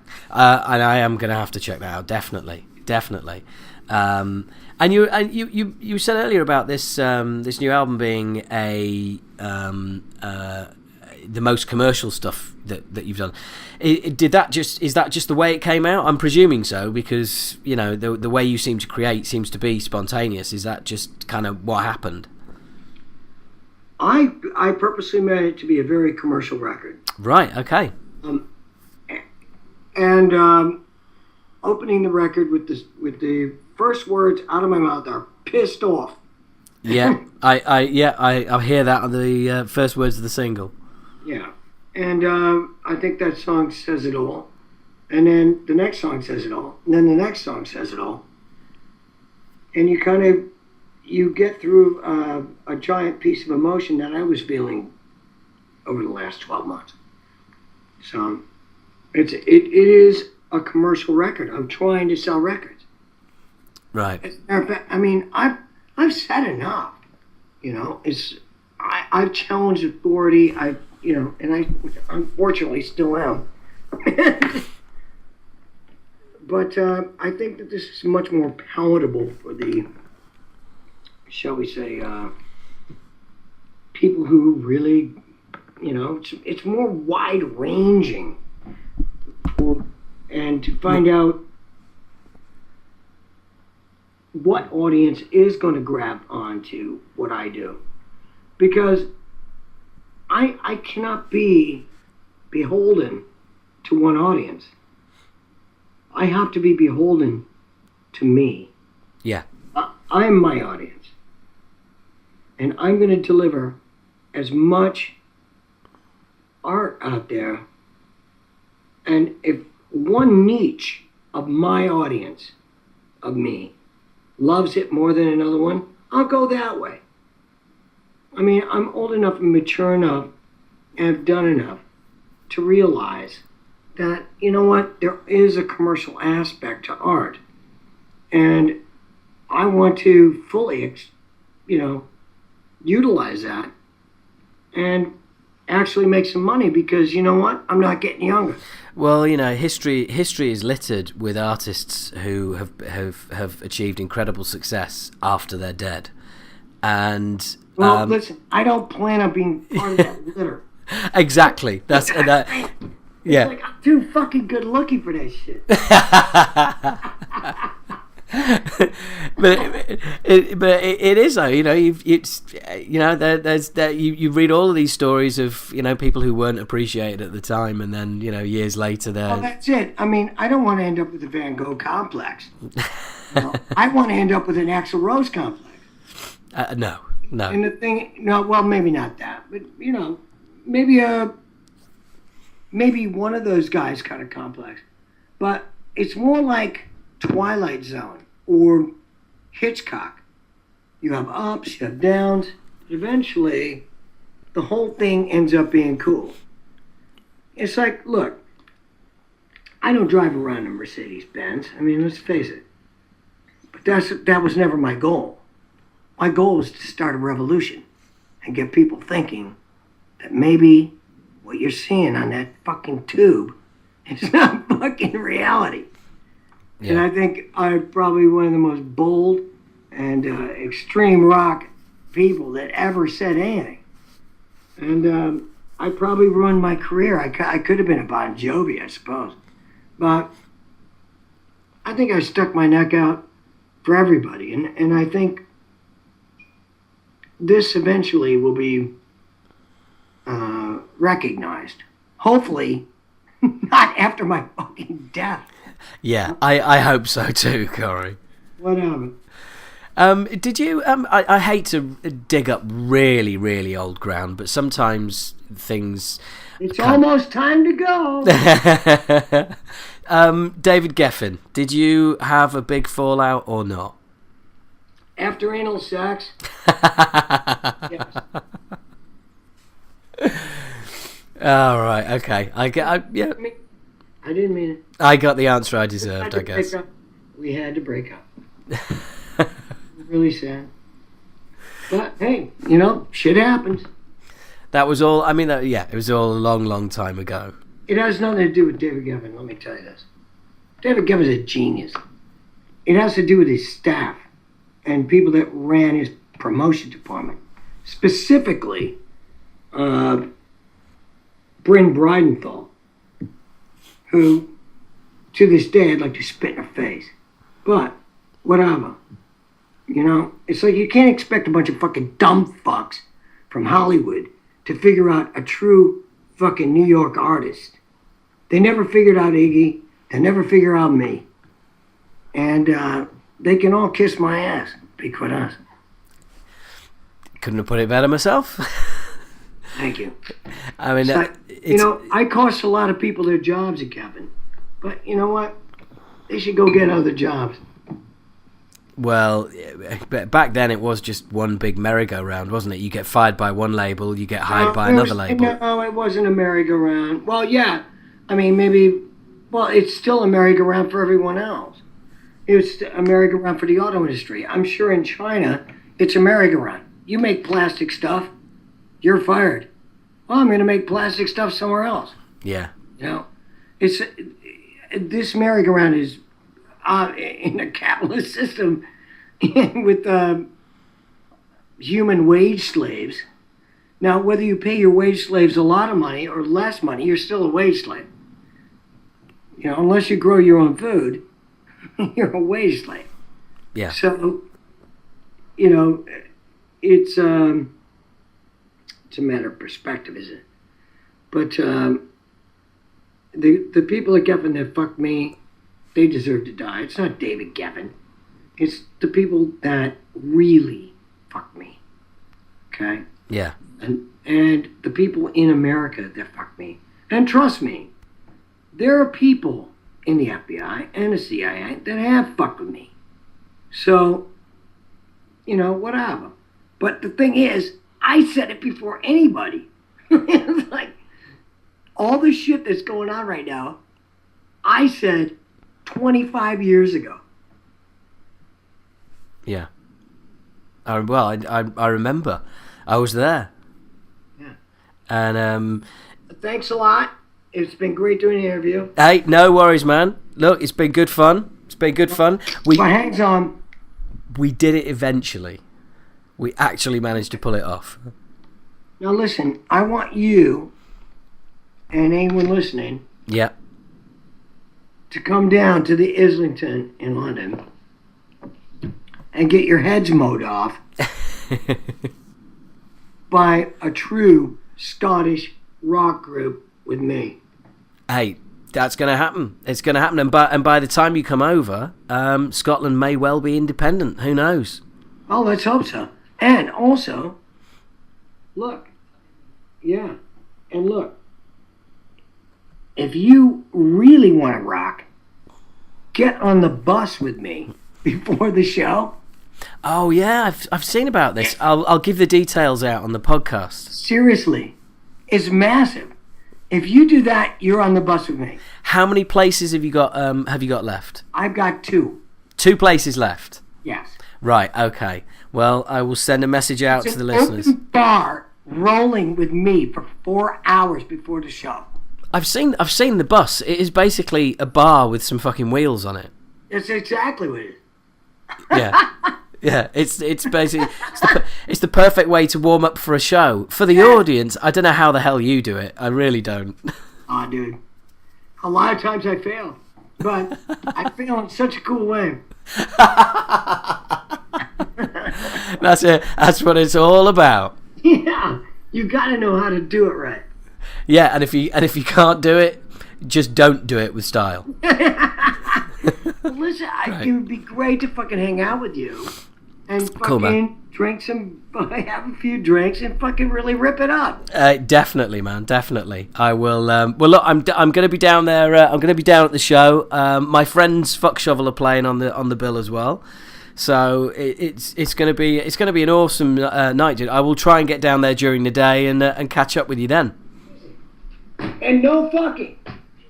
I'm wondering if the word fucking is actually really prohibited on your show. No, it's a podcast. You can say fucking as much as you fucking like. Okay. Well, I was thinking on the bus there's no fucking. I'm like, what the fuck are you talking about? Yeah. When you said that, I was thinking no fucking. I was thinking I'm like, no fucking on the bus.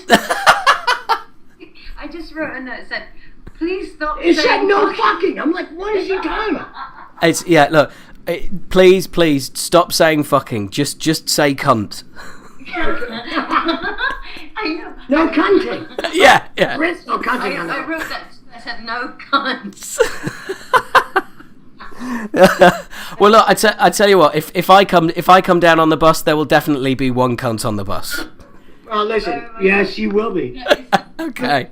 The thing is, I would like to hang out with you, man. Hey, we'll do it. So let's just stay in contact with us. We'll do. And there's a lot of stuff for you. going on, man. And the comedy thing I can help you with. So please, stay in touch. Yeah, I will do, man. Definitely. I will do. Look, it's been brilliant. I want you to look at the Stoned. We'll send the link. Yeah, please. January, if you could send me the links, that'd be great. YouTube the Stoned. No, but we have to do it in order. No, well, it could be in order. You just watch it. Cool. I'm telling you, I've got some really hot comedian people I'm working with. I really want to go into comedy myself. So. Oh well, man, we'll have a long conversation about that then. Definitely. I know. And you can interview me next time. listen, man, we would, why not? The thing is, we would like to hang out with you guys. You. Yes, done. I'll be there. Okay. Not a problem. All right. Lovely. Okay, well, look, thank you so much for this. Hey, send us a link to your podcast.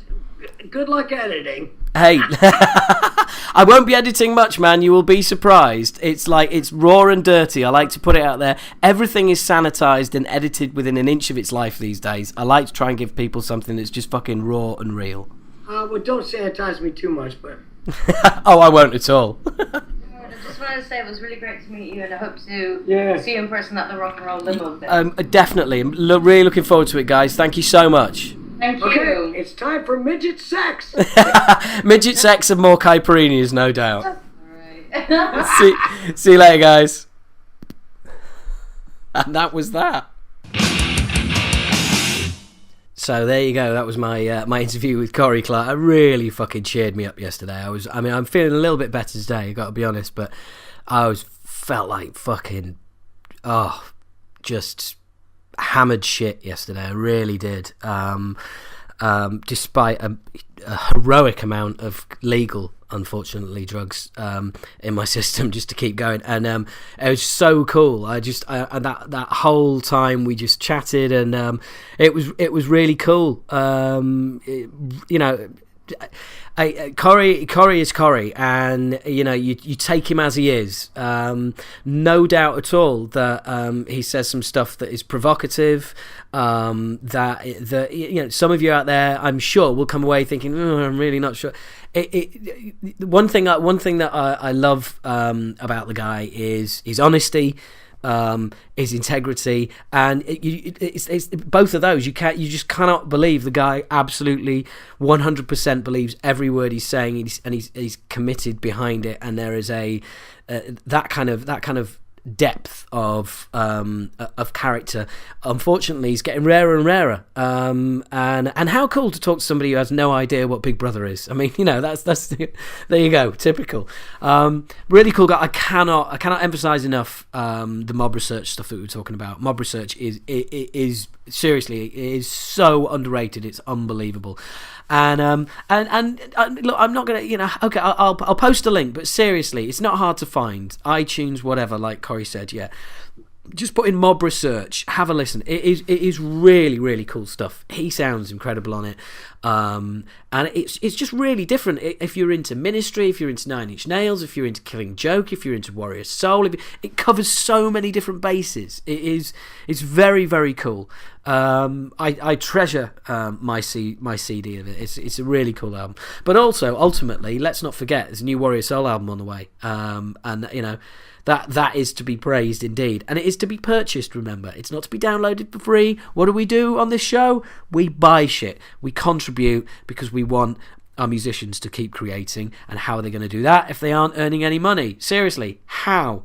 So yeah, a really cool interview. Really enjoyed it, and I am going to go and see the show.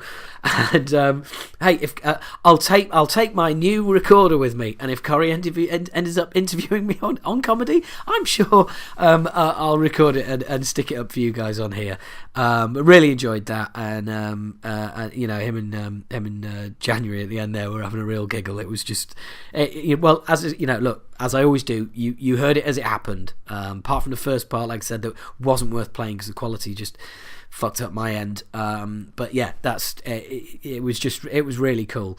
And that's, you know, that interview for me kind of sums up what this podcast is all about. It's absolutely like you're there in the room, you know, and what stories, you know, I mean, you know, just fantastic, absolutely. And it's just, I really enjoyed it. And you know what, I emailed the email address I gave earlier, the Gmail address, and January came back to me within, like, you know, an hour and a half saying, yeah, this sounds really cool, you know, let's do it. And initially we were going to do it at the gig, but she was like, well, you know, the new album coming out, and I was like, hey, great, you know. And a couple of days later, there we are chatting away, you know, really amenable, really friendly, really easy to get a hold of, and just, you know, just a really cool experience. So anyway, that's my Howard and Kory sitting in a tree, KISSING. That's my Gave Kory. That's my little love in there. Done with. So anyway, I hope you enjoyed it.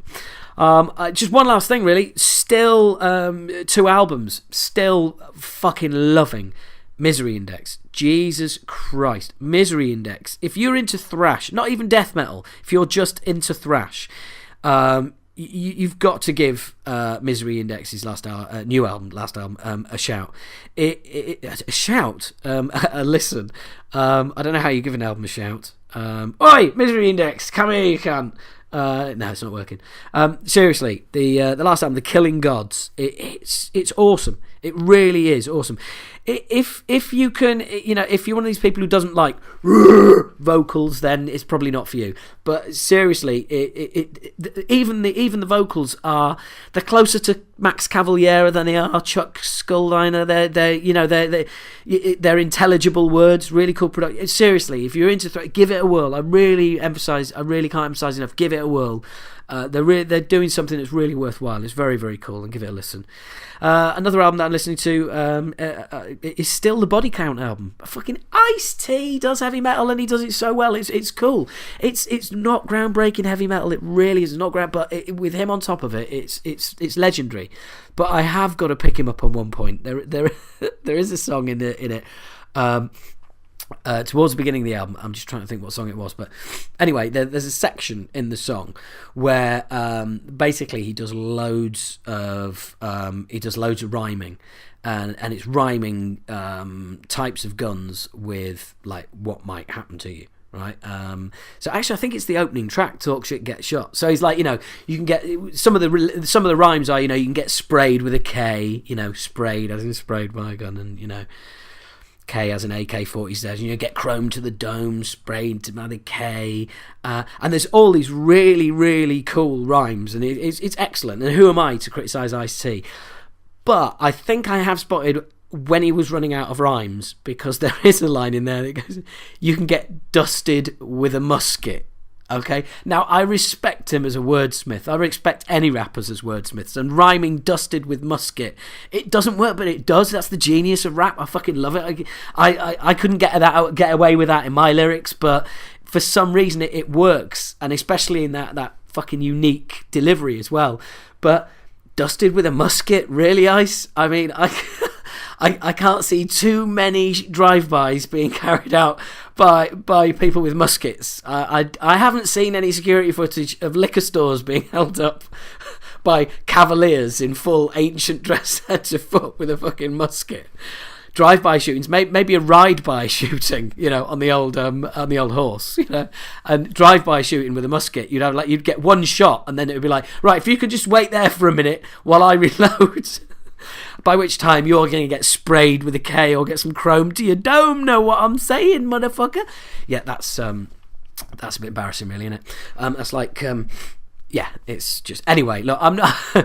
I just thought Dusted with a Musket was a bit of a reach, and it just created an amusing mental image for me while I was listening to it that I wanted to share with you, and hopefully it gave you a giggle, and if not, you've got no sense of humour, so fuck you. No, obviously not, I'm just messing about. So, just had an email while the Kory interviews. I was loading that up and everything. I had an email from a mate of mine who runs an office for a big company, and I'm not going to go too much into it. But needless to say, he's a year older than me, and he's got a couple of kids. He's married, and he runs this big office. There's like hundreds of people work for him and all the rest of it, and they're moving office. I get this email from him, and it says, "Fucking awesome! Just got my new phone number reserved for the office." And then there's the code. I'm not going to give the number out. And then it says 683-666 ! Metal. How cool is that? We're everywhere. Metalers are just fucking... We are just everywhere in every walk of life. And you know what? We do not grow up. We just have that enduring childlike appreciation for music that other music lovers don't seem to have. You've got your pompous classical music aficionados. You've got your losers into drum and bass, and basically into drums, bass, slapping bitches, being niggers, spending money, shooting people. You've got your garage culture. You've got your clubbing culture, and it's not culture because you're like, oh yeah, I used to be into clubbing, but I'm not anymore. Yeah, it's like I used to be into metal, but I'm not anymore. No, wrong. It just fucking stays with you for life. That's how it works. And that's what makes it the greatest form of music known to man that ever has been and ever will be. And that's why every single one of you is cool for listening. Really... It's a pleasure. That's my little tribute to metal and metalers around the world. But now we are winding down, and it's time for the competition time, kids. That's right. You can win a copy of Suicide Watch, The Alienation Zone. Cracking mini album. Absolutely cracking mini album. It's 6 tracks, of which I appear on 2. So obviously they're the 2 best songs on it. I am actually going to be guesting with the band. I'm going to be doing, I think, one or both of these songs with them at the Fear Fest in Birmingham, and I think that's October the 4th. Let me just check in my diary. Organised as ever. I really should add this shit down, shouldn't I? But no, it's Fear Fest, yes, Saturday, October the 4th. For once, the old weed-battered memory didn't let me down. So come along. I think I'm doing a guest track with Reanimator as well. So yeah, come along and shout bollocks if you're at the gig. Shout bollocks back and shout talking bollocks back. That would be funny. I'd laugh. And I'll be up on stage with Suicide Watch and Reanimator. So make sure you bring some rotten throat, darts, knives, whatever you like. Aim for the head. That's what I'd suggest. It's where the mouth is attached, and that's what you've got to kill first. So anyway, back to Suicide Watch. It's a really cool EP. They sent me some copies. I've got one to give away here, and the competition. I wanted to make... I don't believe in this stupid fucking competitions they do on TV and radio now, where it's just like, so what we want you to do is we want you to email, tweet us, or post on our Facebook page, and the question is, what time of day is midday? Is it 12 o'clock, 3 o'clock in the morning, or 10 o'clock at night? Please send in your answer. Now, I'm not fucking going in for that shit, and you know what I mean. So basically, there's 6 tracks on here. Suicide Watch, The Alienation Zone. What I would like from you guys is a cool way of describing the Suicide Watch album. Okay, so it's a mini album, it's a mini CD. So basically, imagine you were designing a sticker to go on the CD, right? So just imagine there's a sticker on the CD, and you could say it's like, 6 new tracks of awesome thrash, whatever, it could say complete H Massive Rain makes guest appearance and completely ruins 2 songs. I mean, I don't know, whatever you fucking like, whatever you like. Now you can email them in. You can email me, howard@allabouttherock.co.uk. It's probably easier to tweet at Talking Bollocks. Bollocks has a Z on the end, not an S. You can find us, you'll see us Talking Bollocks on Twitter. So use Twitter, use Facebook. You can post but actually don't bother using Facebook. Let's just keep this Twitter and email. So tweet me at Talking Bollocks, or email howard@allabouttherock.co.uk. The best one, the stupidest one, the weirdest one, whatever. I've got no idea what's going to win. I don't know what's going to appeal. One of you guys is going to come up with something brilliant, and you get this awesome CD. There it is, brand new, and I'll send it out to you straight away. All you've got to do is send an email and a tweet. Is it if that's your thing, cool. If you're not bothered, cool, fine. But there's a CD here, and it's waiting to be given to you. So it's up to you. Anyway, some really cool shit coming up, guys. This is the end of this episode. Thank you once again. I said at the beginning, I'm going to say it at the end. It's fucking awesome that you guys tune in. Fucking tune in again, you old cunt.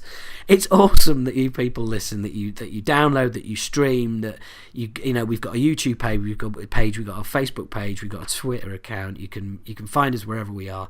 And don't forget to go to All About the Rock. And thank you so much. It is an honour. It really is. I cannot believe that we've got 80 subscribers, never mind 8,000, and climbing. And it's all because of you guys. You are all spreading the word, because we're not. I'm not. I mean, we post them up wherever they go. We just post the podcast and that's it. So the expanding Talking Bollocks community is down to you guys saying to your mates, hey, check this out, or you remember that cunt from Acid Rain? Yeah, he's got the world's worst podcast. You want to listen to it? It's entirely down to you. It's your fault. You're to blame. But it's so cool. Thank you so much. I honestly really do mean it. It's blown my mind, and it continues to blow my mind. Me and Craig, he sends me messages like updating what the subscribers and total listens so far and stuff like that. And the two of us are just like fucking jaws on the floor. Honestly, like that. Right. Okay. Yeah. Great face for radio, but our jaws are on the fucking floor. It is never fails to knock my socks off. It's amazing. So thank you very much.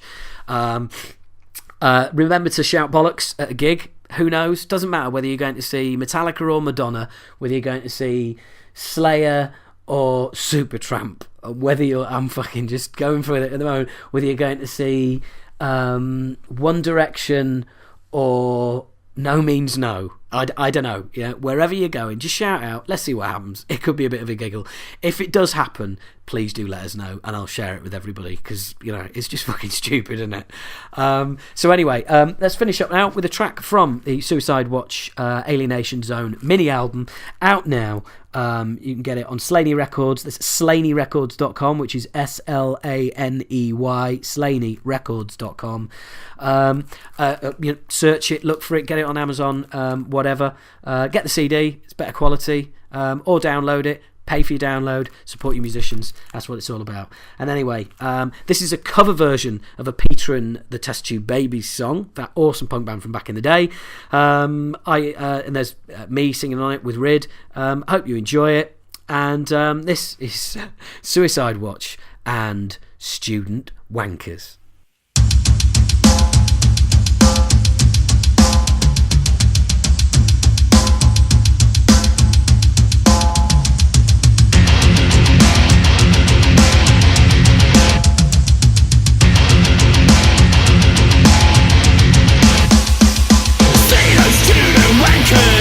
Walking down the street, bare clothes so smart and clean, their hair well kept at knees. Who wants to die?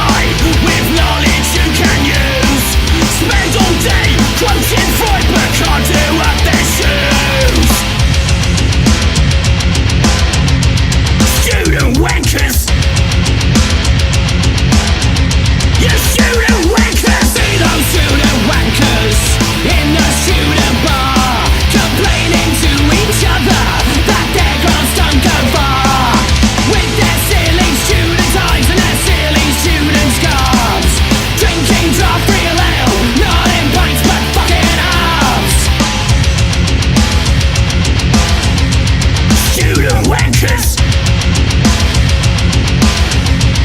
Student wankers. Student wankers. You student wankers, see those student wankers walking down the street. Their clothes so smart and clean, their hair well kept and neat. Who wants to die with knowledge you can use? Spend all day quoting Freud but can't do up their shoes. Student wankers. You student wankers. Student wankers. Student wankers.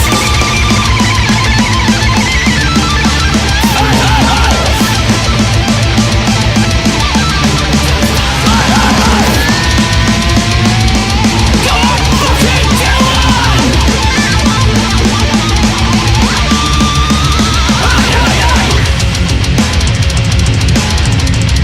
Student wankers.